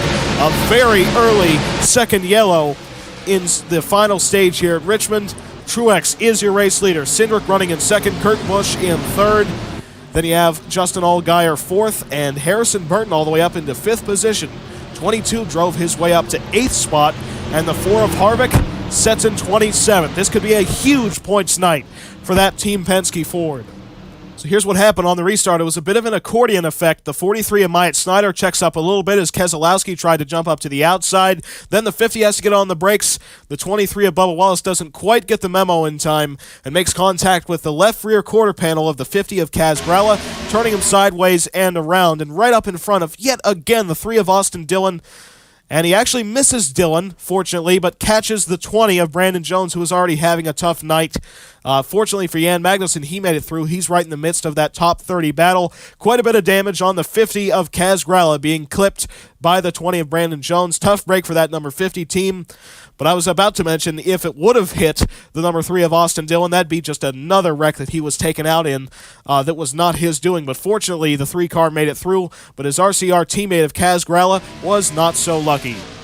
Well, they just got the 20 of Brandon Jones back out on track, so that does mean that we still have 39 cars running, but now we have a couple of them with damage, such as the 50, 23, and 20. You know, especially the number 50 of Kaz Grala, who has all that rear-end damage, that spoiler being knocked down quite a bit. He might turn into just a bit of a roadblock and might be the first car to drop a lap down. But at the same time, we've seen severely damaged cars drive their way to the front here at Richmond before. So maybe it's not the end of his night. In fact, that car doesn't even look as damaged as Kyle Busch. His car looked last season when he won the championship at Atlanta. So maybe the night isn't over for Kaz Grala, but if that did damage them significantly enough to where it throws off the handling a lot, it could be the first car that Martin Truex Jr. gets to as a lap car, presenting itself as kind of a roadblock for the race leader. Because remember, the race leader is the first one that gets to the lap car and the only car that the lap car battles, because obviously it puts them down a lap. It doesn't matter if second place passes them, they'll let second through easy. But the race leader is the one who they block. So it will make things interesting if Kaz Grala has to fight to stay on the lead lap. Regular season championship contender update. The 22 of Logano still runs in 8th position. The 11 of Hamlin now sets in 22nd, and the 4 of Harvick still in 27th position. So it's going to be point gains for mainly the number 22, who may walk out of this race as the regular season point leader, and the 11 of Hamlin's going to close up that gap just a little bit to where he'll be a little bit closer in contention at Daytona. However, unless that 00 of Suarez can get back on the lead lap, you can more or less write him off as a regular season championship contender. If the top 3 in regular season points finish where they're running right now, it will mathematically count him out of contending for that regular season championship, especially if Logano can take home this 8th place finish. And so now the pace car ducks onto pit road. Martin Truex Jr. once again leading the field into the restart zone for another single file restart on lap 151. There's the green flag for the number 19. This time the 21 of Cindric gets a good jump on him down to the first turn. Can't quite make a move on him, but he's definitely going to pressure him through the first 2 corners. And do not forget about the 1 of Kurt Busch, who's going to be hounding him as well. Through 3 and 4 right here, you can see the 21 still trying to corner underneath the 19 of Truex. He gets that great drive off of turn 4, still right up on the back bumper. That's a tough thing to pull off when you're running in line behind another car. Typically, you get aero tight behind another car. If you can stay right on the back bumper like that on exit, you've certainly got the best car. Look at this. The 22 of Logano just made his way around the 40 of Quinn Houff. Unfortunately, the 6 of Ryan Newman has been moved up the racetrack. He's dropping back very quickly. A little bit of contact right there between Newman and Hamlin as well. 61 of Christopher Bell trying to make his way back through the field. The 96 and 33 of Herring and Magnussen are on pit road. I wonder if that's potentially a strategy move. It's aggressive as all get out, because they will have to rely on no caution flags coming out, because they just dropped 1 lap down. They must be thinking these front runners cannot make it all the way. 21 of Cindric gets a really good drive in on entry and is just about even on exit with the 19 of Truex. With gaining ground on entry and staying even on exit, if he can keep this up, that 21 is going to take away that lead off of Truex the moment that Martin makes a mistake.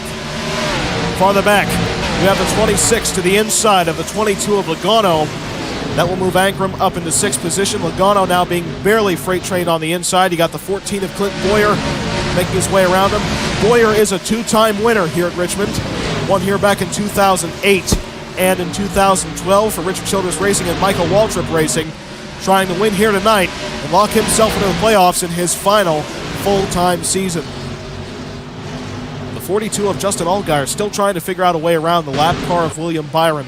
Still not lucky enough for Byron to make a mistake and make it easy on him. 95 of Harrison Burton right now, by the way, resides in 5th position. Good run going for Levine Family Racing. 26 of Ankrum still in 6th spot. Another good run really for GMS Racing. Think about all the teams they're out running, such as Penske, Stewart-Haas, and Hendrick Motorsports. GMS really a formidable force in NASCAR's Cup Series. They just need to find the consistency. And Austin Cindric starting to drop off the back bumper of Martin Truex Jr. just a little bit. He's starting to lose the front turn on exit. The track is still cooling off as we get farther into the night. Potentially that 21 could be tightening up over the course of this run. But if we don't get any cautions, you got what you got. So you have to hope that 19 either starts to drop off or the 21 works its way into the racetrack as this place still continues to rubber in. That he has to move up the racetrack or do something different to try and find that grip to run down the 19. Well, like I said, hope for him to make a mistake. But Martin is not the type of driver that typically makes a mistake. But then again, neither is the driver in 3rd position. That's Kurt Busch. If Austin Cindric can hang on to 2nd position, that might allow Martin Truex Jr. to gap this field because that 21 is starting to drop off. But if Kurt Busch takes up 2nd, I'm not really sure what's going to be able to hold him off the back bumper, Martin Truex Jr. He's hungry, and he wants to win to make the playoffs this season. He does not want to be caught on the outside looking in like he was in 2019. He wants to win his way in like he did last year and almost win the championship and potentially take home his 2nd title this season. The 20 of Brandon Jones, remember, he's still down a cylinder. He is almost certainly going to be a roadblock for the 19 of Martin Truex Jr. I'd hope, since he's a teammate to Truex, he'll cut him some slack. Right there you see Brandon coming on the front straightaway. Right there is the 19 of Martin Truex Jr., so you can really tell how quickly Truex is gaining time on the 20. Look at Allgaier finally making the move to the inside of the lap car of William Byron. Makes you wonder what Byron could do if he was on the lead lap and didn't have that electrical problem coming off turn 4 much earlier in the race. He'd be a strong contender. Unfortunate for this 2014. The hits really just keep on coming for this organization. They've struggled all season long, and quite a bit of it, like here tonight, was not of their own doing. They should have won at Kansas as well. And in fact, they should have won at Kansas in 2019. They got beat out by fuel mileage, and they got involved in someone else's accident earlier this season, but they dominated Kansas earlier this year. Unfortunately, did not come home with a good finish. In fact, they wrecked out of that race. So that's just been typical of this team's season. And really, Hendrick Motorsports needs to find some speed overall. Right now, they have the 48 running in 9th position, which is their highest running car at the moment.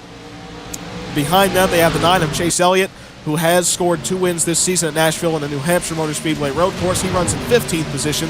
The 88 of Brad Keselowski's been very silent tonight, running down in 22nd spot. Not a very good run going on for Keselowski. He needs to win at Daytona to make this playoff in 2021. It's really coming down to the wire for that number 88 team. I know everybody kind of expected more out of that organization, but they just have not found the speed. 26 of Ankrum got up into the outside wall coming off of turn number 2. That was a very dicey moment right there. That's going to let the 77 to his inside and the 37 of Eric Jones. That's now Haley running in 9th position. Eric Jones running in 10th spot. Farther back towards the front, we have the 42 running down the 1, and here comes Cindric to the inside of Martin Truex Jr. Finally got the run to the bottom, puts his left sides on the apron right there. Drag race back to the start-finish line. The 21 holds it at the stripe. Austin Cindric dueling with one of the best drivers that we've seen in the last decade and clears him on the exit of turn number 2. The Wood brothers back out front here at Richmond, but Truex tries the crossover.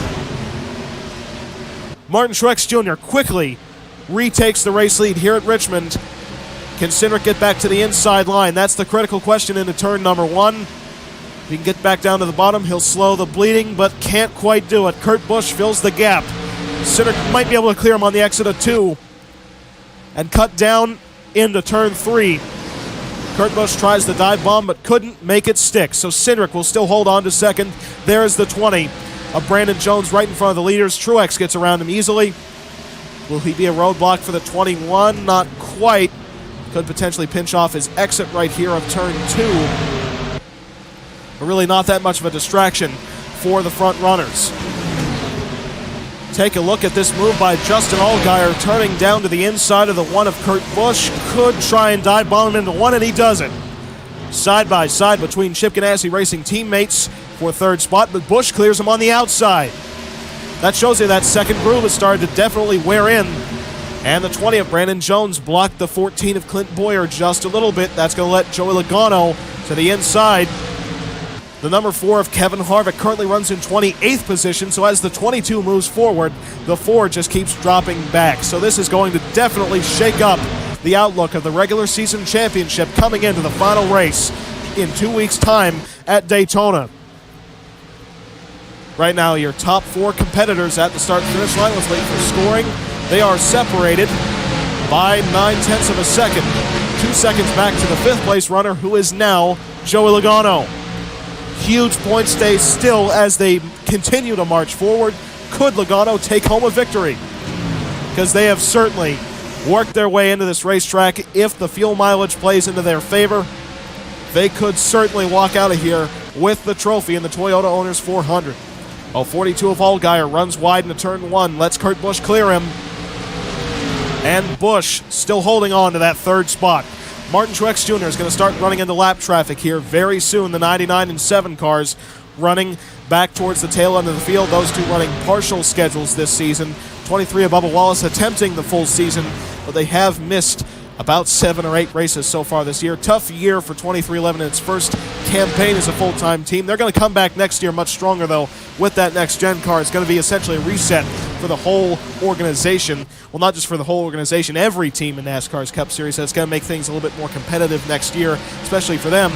How about this? The lap car of William Byron battling side by side with the 4th place runner. And he clears him. William Byron now running in what would be 4th spot if he was on the lead lap, but he has scored 2 laps behind the race leader. Very tough run going on for that number 24 team, knowing that they had a car this competitive. Good runs going on for JTG Doherty Racing. Eric Jones just cracked the top 10. The number 37 car, Ricky Stenhouse Jr. running in 11th position. Farther back, there's a bit of a stack up. Keselowski starting to carve his way through the field, and Blaney gets turned. Caution flag is out. Ryan Blaney gets turned around by Ross Chastain. Racing back to the start-finish line, it was Martin Truex Jr., your race leader. The 19 for Joe Gibbs Racing. 21 of Cindric holds second. 1 of Kurt Busch in third spot. 42 of Justin Allgaier in 4th. And 22 of Joey Logano in 5th position. I'm sure that Ryan Blaney is definitely not going to be very happy with the driver in the number 55. But recall just a couple years ago here at Richmond, he did the spin and win to take home the victory. Maybe that could be the setup here tonight.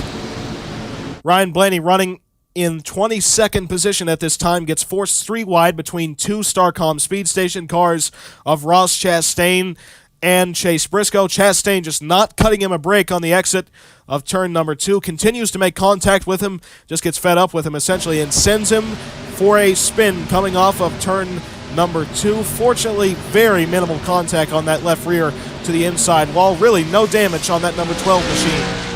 And so now, under caution, it looks like most of the field will be coming down pit road. So far, we have not had anyone stay out as of yet. And so nobody has opted to stay out who is on the lead lap. So this pit stop will be the money stop, because you will logically not have to come down pit road again over the course of this race. It will only change if we do, in fact, get some more cautions, which could bring the tire strategy into effect. And Martin Truex Jr. once again gets off in first position. Then Austin Cindric in second.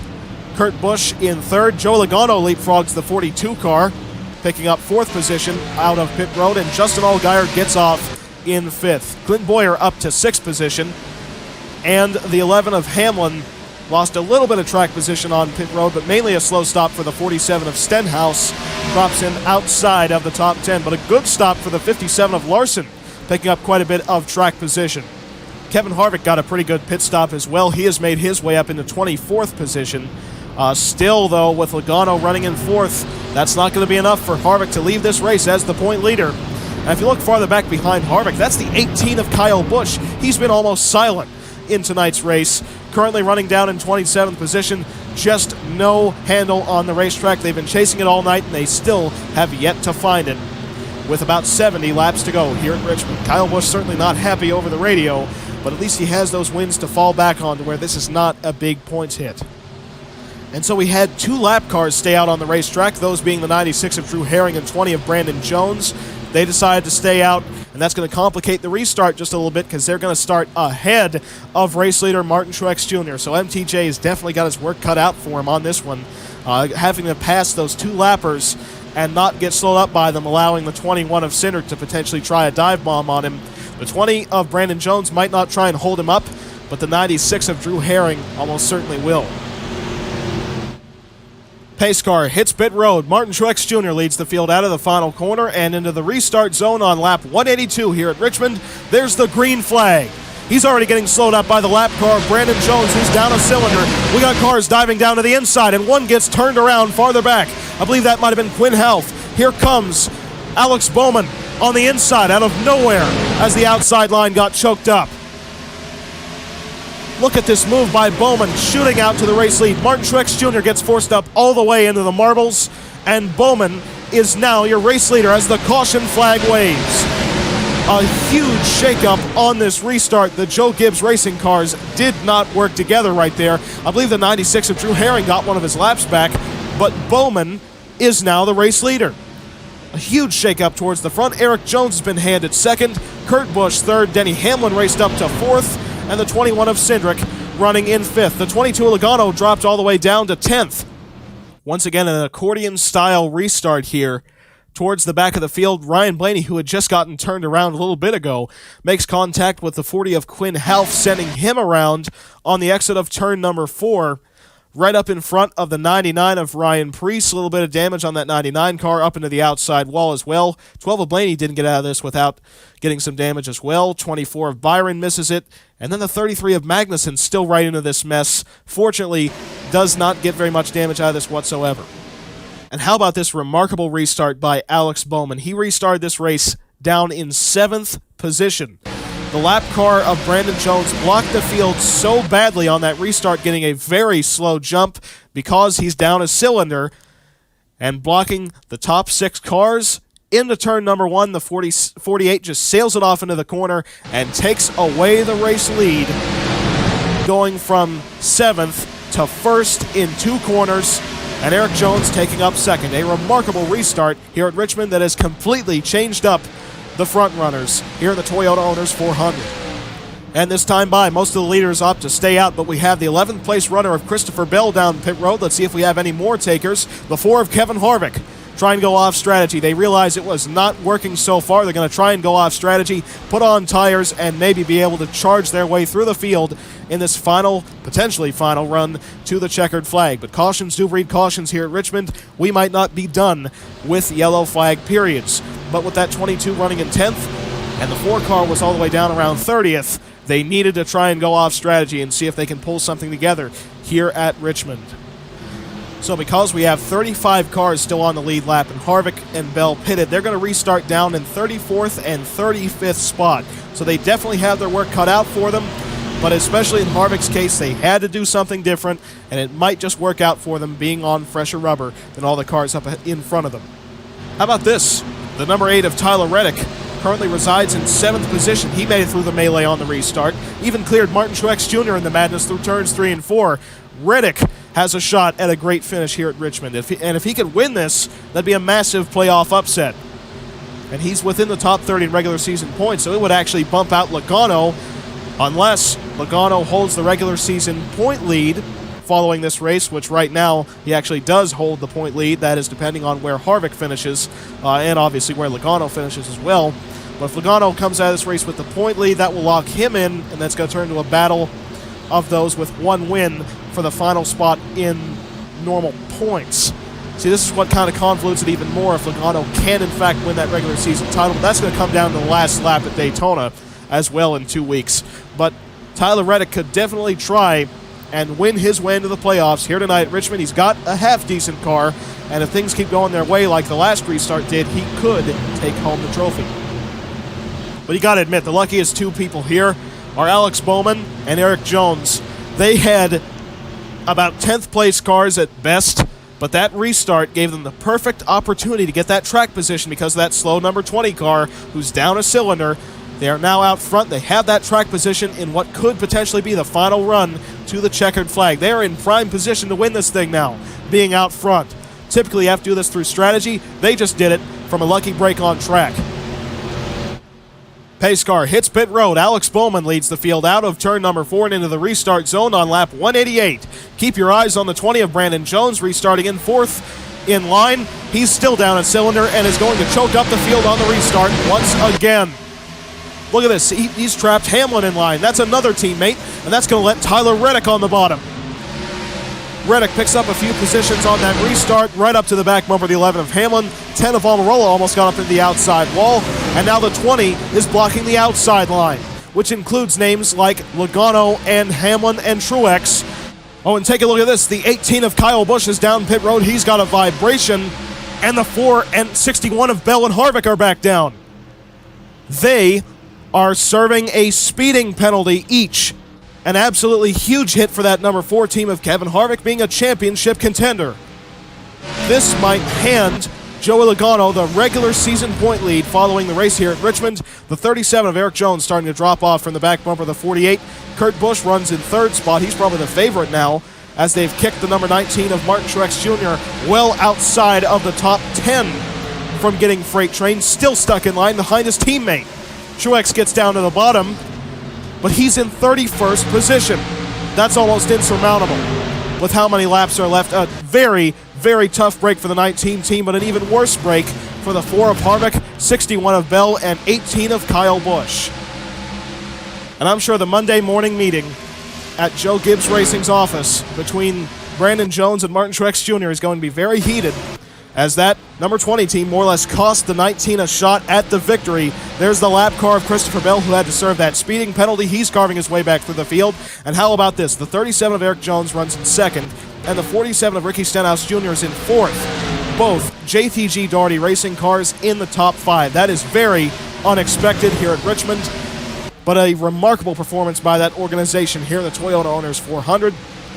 The massive jumble up of the field because of that 20 of Brandon Jones has moved the 14 of Clint Boyer into 5th position, 95 of Harrison Burton into 6th, 2 of Matt DiBenedetto into 7th spot, and now Chase Elliott taking the 8th position.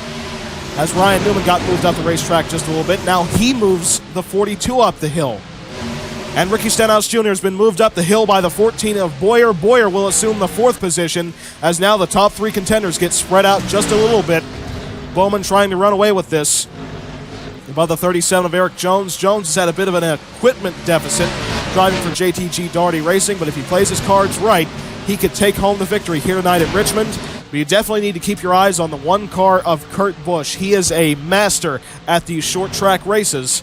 He could potentially be saving his tires for a run at the victory late in the race. And also the 14 of Clint Boyer, I mentioned earlier in the broadcast. He's got 2 wins here, even though his most recent one came 9 years ago. You have to watch out for Boyer trying to win his way into the playoffs in his final full season. 77 of Justin Haley has raced his way back up into 8th spot. A good run going right there once again. 53 of Chase Briscoe down on the inside has made his way all the way up to 12th spot. 99 of Ryan Preece, by the way, has driven all the way into 14th. 3 of Austin Dillon making his way through the field. This has practically been a field inversion. And the 22 of Logano has started to drop back as well. That's good news for the 4 team of Harvick, who is a lap down because of that speeding penalty that they had to serve under green. Ricky Stenhouse Jr. just got back to the inside of the 95 of Harrison Burton. That will move Stenhouse into the 6th position for JTG Daugherty Racing. Drop back just a little bit now, starting to make his way back through the field. The 1 of Kurt Busch all over the back bumper, the 37 of Erik Jones, trying to move him up off the bottom of the racetrack. An intense battle for 2nd spot. The 48 of Alex Bowman trying to run away with this race lead right now. And look at the 61 charge his way through the field. Now trying to get around the 14 of Clint Boyer. Remember, he's a lap down due to a speeding penalty as well. But he's right on the cusp of making that top 30 and advancing into the playoffs. So he's racing for all the track position he can get and hoping to get back on the lead lap, catch a caution, and make his way back through the field even farther.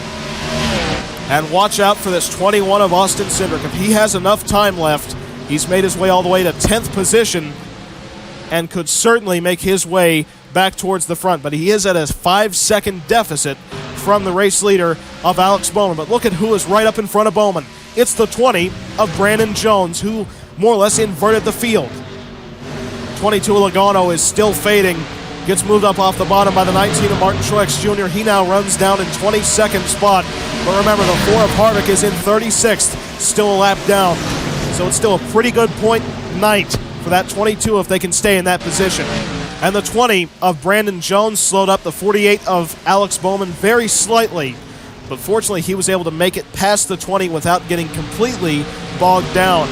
Now the 20 has to try and figure out how to drop back without interrupting the battle between DiBenedetto, Boyer, and the rest of the field.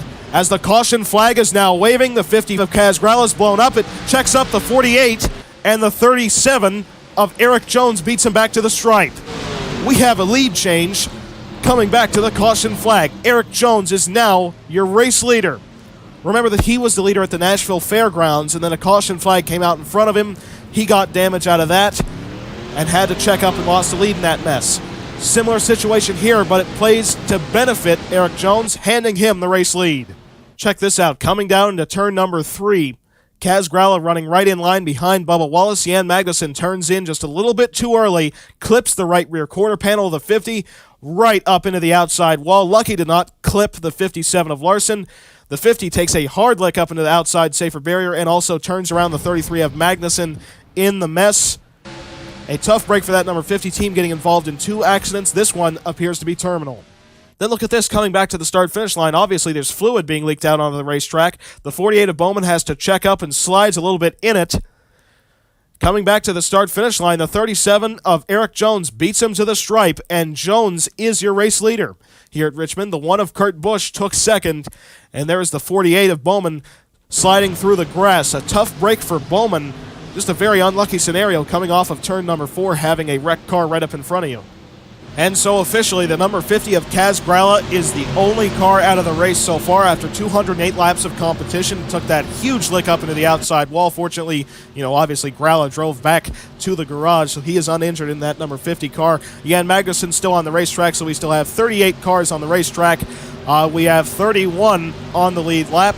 And, the speeding penalties for Bell and Harvick, as well as the vibration to pit, which brought the number 18 of Kyle Busch down pit road, that wouldn't really be much of a major deal during an average weekend to be a 1 lap down, because we'd have so many cars that would drop out. But right now, with only 1 car out of the race, Harvick runs in 34th position, the 18 runs in 33rd, and the 61 is in 37th. And that's what happens when you get knocked back and there's so many cars still running, is it's a really big hit in points, especially for Harvick, who has that 22 car of Logano still running in 22nd position, which is cutting it very close in that regular season point lead. And we are certainly going to have an incredible battle at Daytona for that regular season championship. As if there wasn't enough drama coming into the final race of the regular season, let alone it be at Daytona, we get to crown a champion of the regular season, give them 15 playoff points, and it's going to be a remarkable battle, likely between the number 4 and 22 teams for that regular season title. Never thought the championship battle at Daytona would come down to just a few points.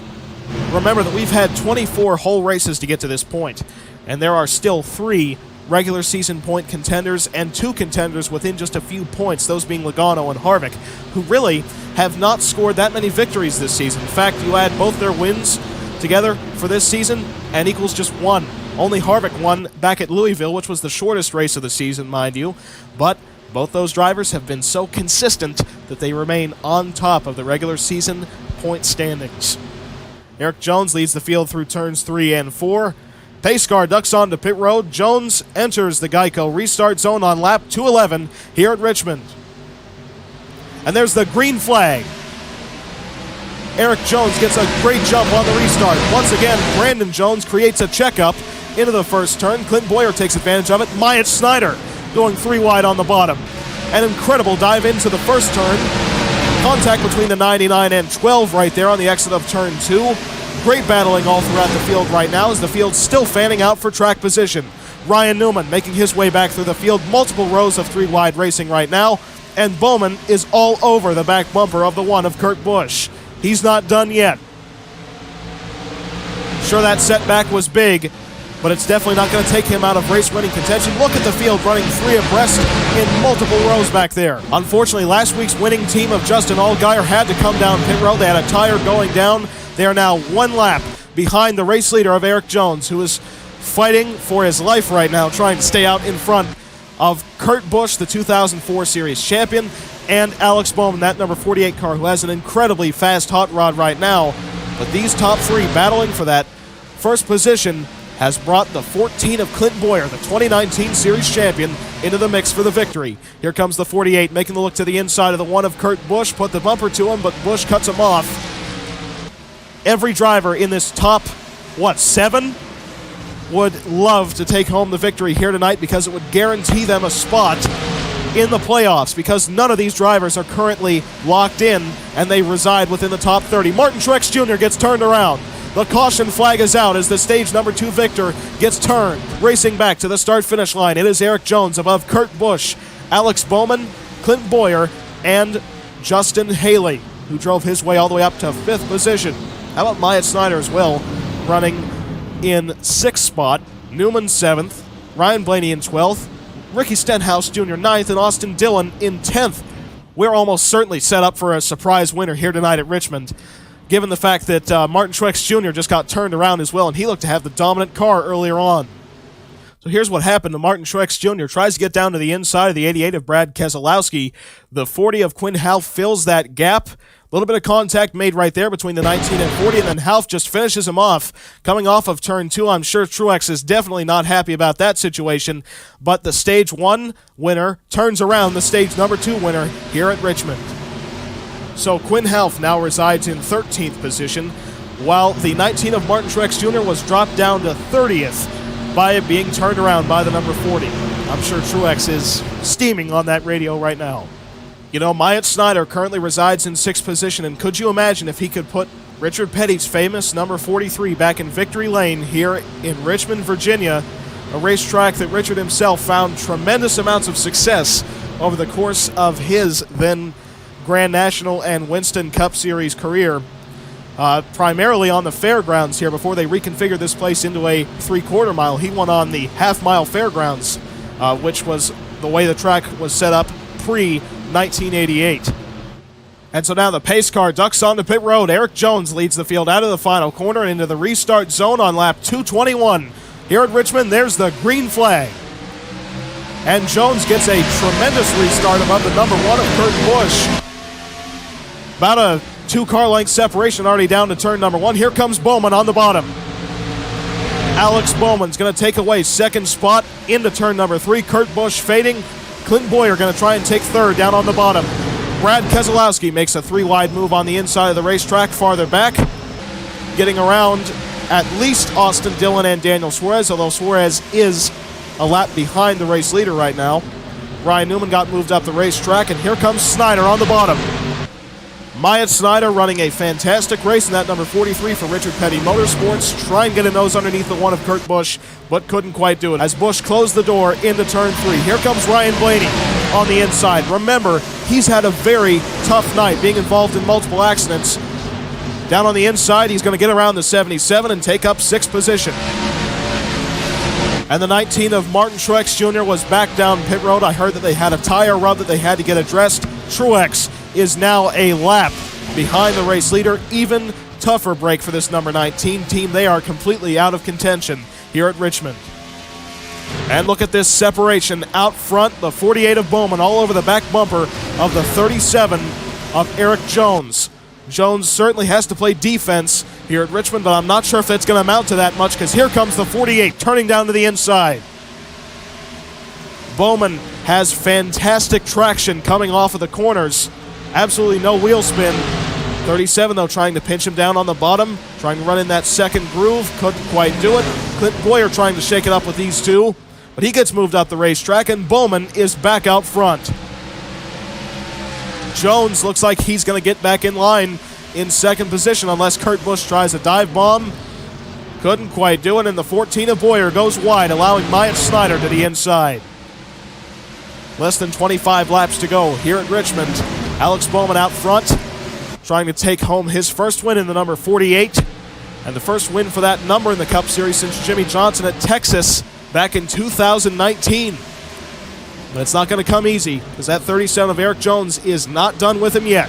Closing the gap right up to the back bumper once again. You have to look out for lap traffic, because that 20 of Brandon Jones still down a cylinder and still on the racetrack. The 1 of Kurt Busch closing that gap just a little bit on the 37. 43 of Myatt Snyder just cleared the 14 of Clint Boyer for the 4th spot. Farther back, we have the 9 of Chase Elliott to the inside of Ryan Blaney. Those two are personal friends. And Elliott is going to take up the 6th position, with his teammate Brad Keselowski potentially following suit on the bottom. I mentioned earlier in this broadcast, Keselowski has not been running as anticipated this season. Well, right now, running all the way up in almost 7th position. He could potentially have a shot at the victory if we get another caution. And Austin Dillon just went 3 wide to the inside of Harrison Burton and Ryan Newman. Great move by Dillon down on the bottom. And Keselowski gets his way around Ryan Blaney in the number 12 car. 48 of Bowman starting to clear the 37 of Eric Jones by a couple car lengths. 1 of Kurt Busch tries to put the bumper to him, but Jones closes the door down in turn number 1. Keep your eyes on that lap car of Brandon Jones. He is coming to the start-finish line right now. And there you see the 48 of Bowman coming into shot. And they are quickly closing the gap up to the 20. And you see on the inside the 77 of Justin Haley getting his way around the 12. And Kyle Busch starting to make his way through the field. Racing now side by side with Joey Logano.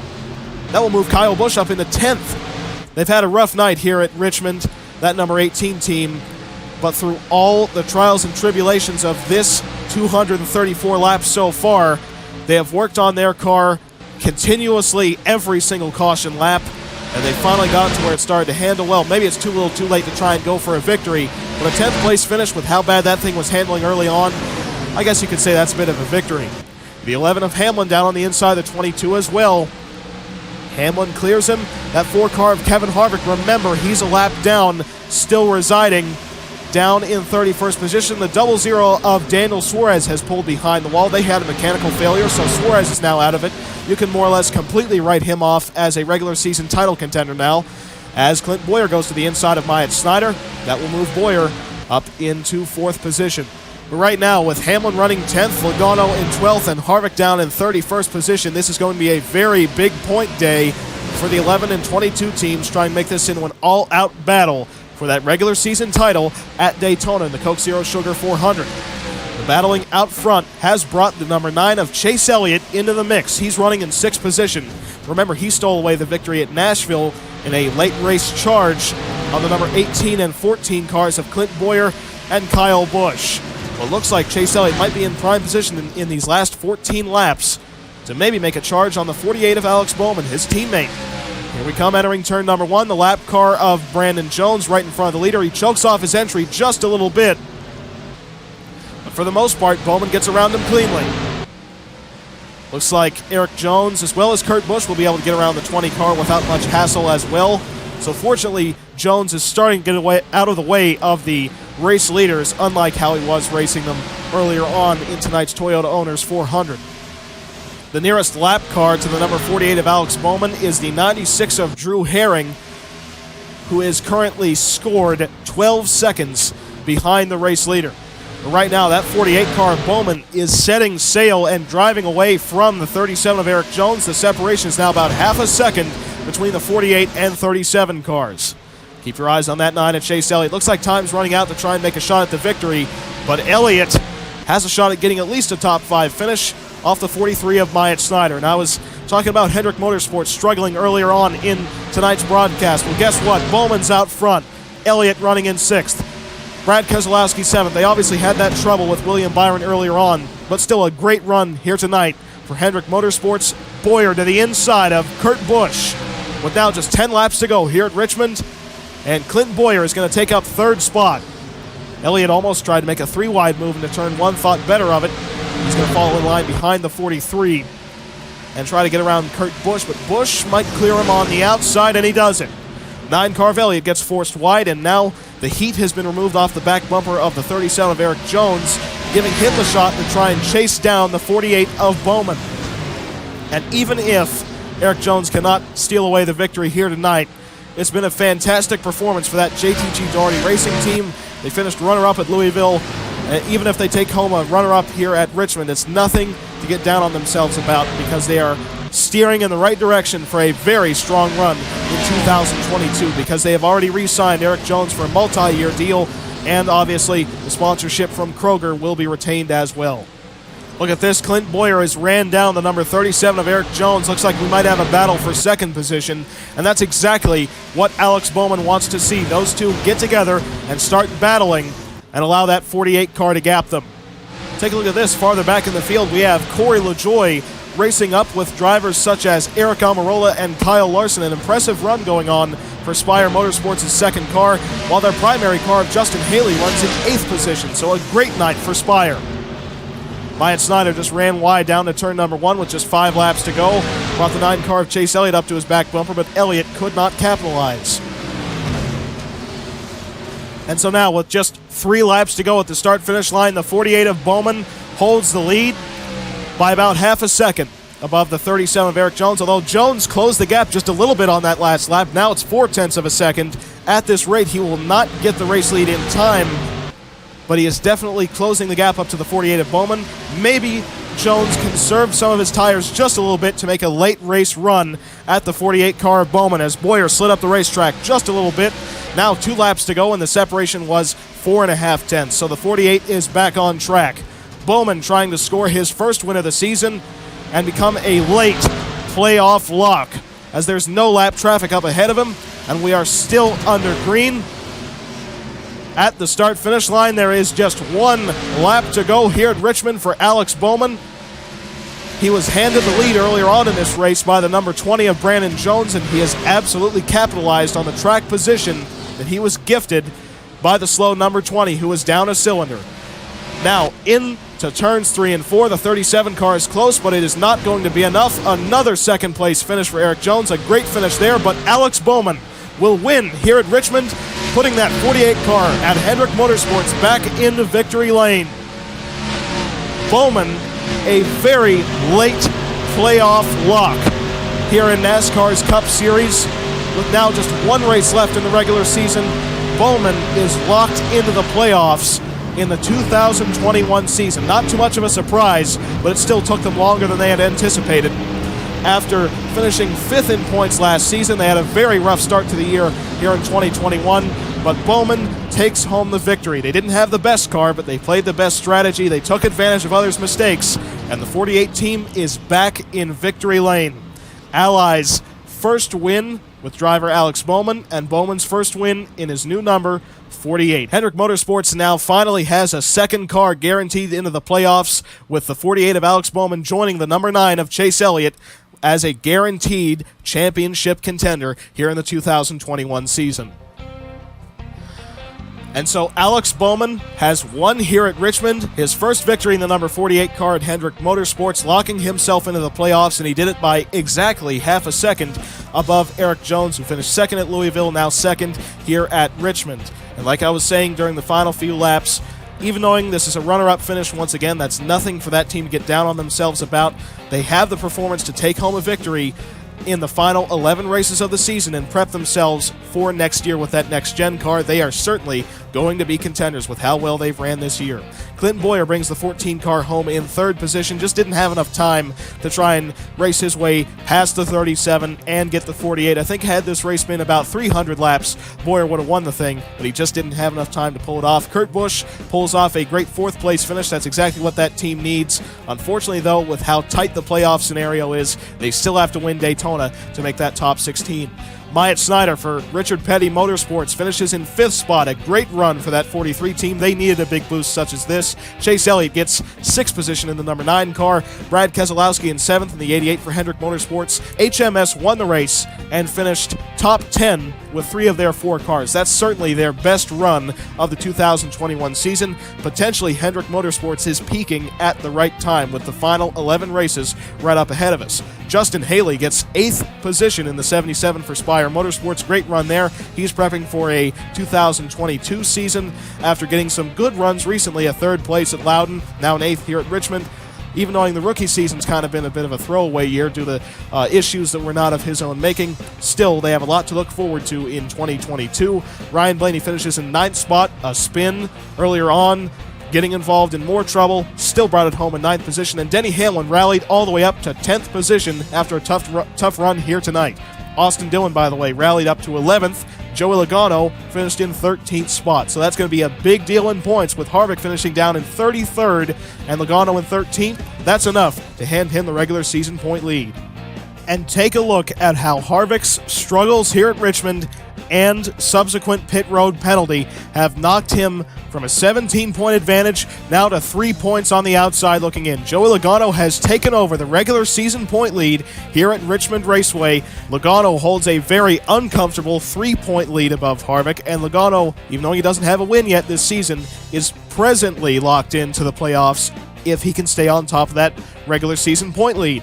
As we know, anything can happen at Daytona, so it's going to completely randomize things, I guess you could say, for that regular season championship, and Hamlin closed the gap to just 17 points, separating the top three. We have a three-man race for the regular season championship at Daytona. It's going to be remarkable for the Coke Zero Sugar 400 in 2 weeks. A tremendous battle between three of the best in our sport. Daniel Suarez, who is still in 4th in points, he is now officially outside of mathematical contention for that regular season championship, being 53 points out of the point lead. That cannot be achieved in one race, and there's only one race left in the regular season, so you can write Suarez off. But only 17 points separating Logano, Harvick, and Hamlin. It's going to be a remarkable battle at Daytona for that top spot in the regular season points after 26 races of NASCAR Cup Series action. Although I do have to say, the number 4 team beat themselves here tonight, especially with the speeding penalty on pit road that dropped them a lap down. They had that trouble. They came down pit road to try and put on tires and do something different. Hopefully get that track position on the 22 car of Logano, because they were going to be on fresh rubber. But Harvick sped on pit road, and that speeding penalty might just cost them the regular season championship. And this is not a playoff-style championship. This has been after 25 races. One mistake could potentially determine who wins and loses the regular season championship after a full 25 races worth of competition. This almost might start an argument against a playoff system, because after 25 races, we have 3 drivers within just 17 points. It's a remarkable battle between those 3. It's going to be a lot of fun at Daytona in 2 weeks' time when we get to see those 3 battle for that top spot. Clint Boyer picked up another spot in regular season points, now to 5th. He is 80 points on the outside looking in. Alex Bowman, with his first win on the season, only 52 laps led this whole year, moved up to 6th in regular season points. He's 87 points out of the point lead. Chase Elliott moved up to 7th position, 102 points outside of the point lead. His other teammate, Brad Keselowski, picked up 3 spots in points to 8th position. He's 110 points out. Larson and Eric Jones are tied, 111 points out of the point lead. Larson gets the tiebreaker with his win on the season, but Eric Jones, finishing in 2nd position once again, picks him up 2 spots in points, now to 10th position. Also, Brandon Jones and Martin Truex Jr. having tough nights here at Richmond have dropped them 6 and 5 full positions in points. They're actually now tied, 428 total accumulated points on the season. Brandon Jones gets a tiebreaker with a 2nd win on the season compared to Truex's 1. And by the way, Martin Truex Jr. and Quinn Half had a discussion on pit road. It looked a little, at least, angered from Martin Truex Jr.'s point of view, because the contact between him and Half effectively ended Martin Truex Jr.'s chances at a good finish. The NASCAR officials were able to separate the two before anything turned physical, but you could certainly tell that Martin Truex Jr. is not happy with the driver of the number 40 car. And look at how different the playoff points are now. Joey Logano's locked in by 3 points because he's the point leader. Still doesn't have a win on the season, but he won't need it if he can stay ahead of the 4 and 11 cars at Daytona. Ben Suarez, Chase Elliott, Brandon Jones, Kyle Busch, Chase Elliott, Kevin Harvick, Denny Hamlin, Alex Bowman, Kyle Larson, Martin Truex Jr., Justin Allgaier, Matt DiBenedetto, Kaz Grella, and Harrison Burton are all locked into the playoffs via their wins this season. Make note of who's on the outside. This race bumped both Josh Bilicki and Jan Magnussen out of the top 30. So that's 2 more drivers that are on the outside looking in coming into Daytona. Josh Bilicki, for all we know, because he won the Daytona 500, could show up and win the Coke Zero Sugar 400 and shake things up even farther, even knowing Bilicki wouldn't have his Daytona 500 winning car. That's setting at Daytona USA in the museum and will be there until February of next season. And actually, it's not like it would come in handy next year. We're using the next-gen car next season anyway. But either way, Bilicki's going to have a new car, but from what I've heard, it will be JRM prepped coming into Daytona. So it could be a great shot for Bilicki to try and make the playoffs with a last-ditch effort at making that top 30. Magnussen's on the outside looking in, same position he was in last season when he was wrecked by Kurt Busch, starting that long rivalry, which isn't completely done between those two either. Christopher Bell also taking home a very poor finish here at Richmond, has hurt his chances at making the top 30 right now. He's about 20 points on the outside looking into that top 30 position, and Anthony Alfredo's DNQ here at Richmond actually confirms that they will not make the playoffs this season. They are too many points outside of the top 30 to mathematically point their way in. So now the contenders for that top 30 spot are Gralla, Burton, Bilicki, Magnussen, and Bell. You can write off Alfredo. His win was still very impressive and will carry that team throughout the season. And given how good Alfredo is on road courses, he could still win at the Roval, but they will not be contending for a championship. And really, even Bell at this point is a bit of a long shot. Magnussen is just 3 points on the outside looking in of 30th, and Bilicki is just 5 points on the outside looking in. So we have a lot of things to pay attention to at Daytona. And look at the driver who is just barely hanging on through points, because Logano has raced his way into the point lead. That automatically locks him in for right now, even though he has not won a race yet this season. And Magnussen and Bilicki both dropping out of the top 30 has elevated Bowyer into the playoffs for the moment. He is currently 30 points above. Now, that might sound like a great margin, but remember, if Magnussen or Bilicki race their way in, which is only just a few points out of 30th already, that knocks Bowyer out. So if he had his preference, the playoffs would begin tomorrow. But he still has to survive Daytona in 2 weeks' time without Magnussen and Bilicki racing their way into the top 30, or, God forbid, another winner within the top 30, just like what we've had the last 2 weeks with Allgaier and Bowman confusing things. Only if we get a very select scenario, such as Bilicki and Magnussen don't make the race and, like, Suarez wins it, then Bowyer would make the playoffs. But we need the least amount of changes from here to Daytona to get Bowyer in, because it's a very particular scenario that will lock that 14 car into the playoffs. But currently he's 30 points above the cutoff line. Keselowski is 30 points on the outside looking in. Eric Jones, with his second place finish, is now 31 points on the outside looking in. Kurt Busch is 49 points on the outside looking in, and Austin Cindric is 55 points on the outside looking in. Remember, Austin Cindric failed to qualify for the first 3 races of the season, and he has raced his way at just 55 points outside of the top 16. Very impressive rebound from the start of the year for the Wood brothers. However, keep in mind that Kurt Busch on back is must-win territory, even though it looks like it's kind of must-win anyway because of how many factors there are, and given the fact that there's been about 20 full-time different winners, it's just that battle for the top 30. But imagining that all the drivers that currently have wins and set beneath the top 30 stay below that top 30, and we get a repeat winner, Bowyer, Keselowski, and Eric Jones are the only ones in mathematical contention to point their way into the playoffs. Obviously, Logano's a contender in that as well if he loses the point lead to Harvick or Hamlin. But currently, if nothing changes towards the front of that regular season point battle, Bowyer, Keselowski, and Eric Jones are the only ones who can mathematically do it. Kurt Busch and Austin Cindric on back, they are in must-win territory regardless, so they will have to win at Daytona to try and make the playoffs. And remember, only one driver gets to take the checkered flag at Daytona. So that's only one spot up for grabs through wins, and it could potentially be someone who's not even contending for the championship in the playoffs or any means, like how we had Brennan Poole win at Talladega Superspeedway. He hasn't even ran a race since his victory at Talladega. So we could have a complete wild card, and it all come down to just points. And so after crunching all those numbers as the regular season championship winds down and we get closer and closer to the playoffs, obviously there's a lot of scenarios and the math somewhat gets convoluted, but that more or less does it for our telecast of the Toyota Owners 400 here from Richmond Raceway. We hope that you've enjoyed it. It's been a very fun one here tonight on the action track. The next time you'll be seeing us will be on Post Tech for a midweek Camping World Truck Series race, the Myrtle Beach 200, the first time the truckers take on the famous Myrtle Beach Speedway in South Carolina. It should be a very fun one. Practice in the morning, qualify at noon, and race at night. And keep in mind, Dale Earnhardt Jr. is going to try and make that race in the number 29 for Brad Keselowski Racing. Just that alone has sold out the seats at Myrtle Beach. So it's going to be very fun for the Myrtle Beach 200 in the NASCAR Camping World Truck Series. A lot of hype going into this inaugural event. And so now we congratulate Alex Bowman and Hendrick Motorsports on the victory here at Richmond, getting that number 48 Allied Chevrolet back in victory lane.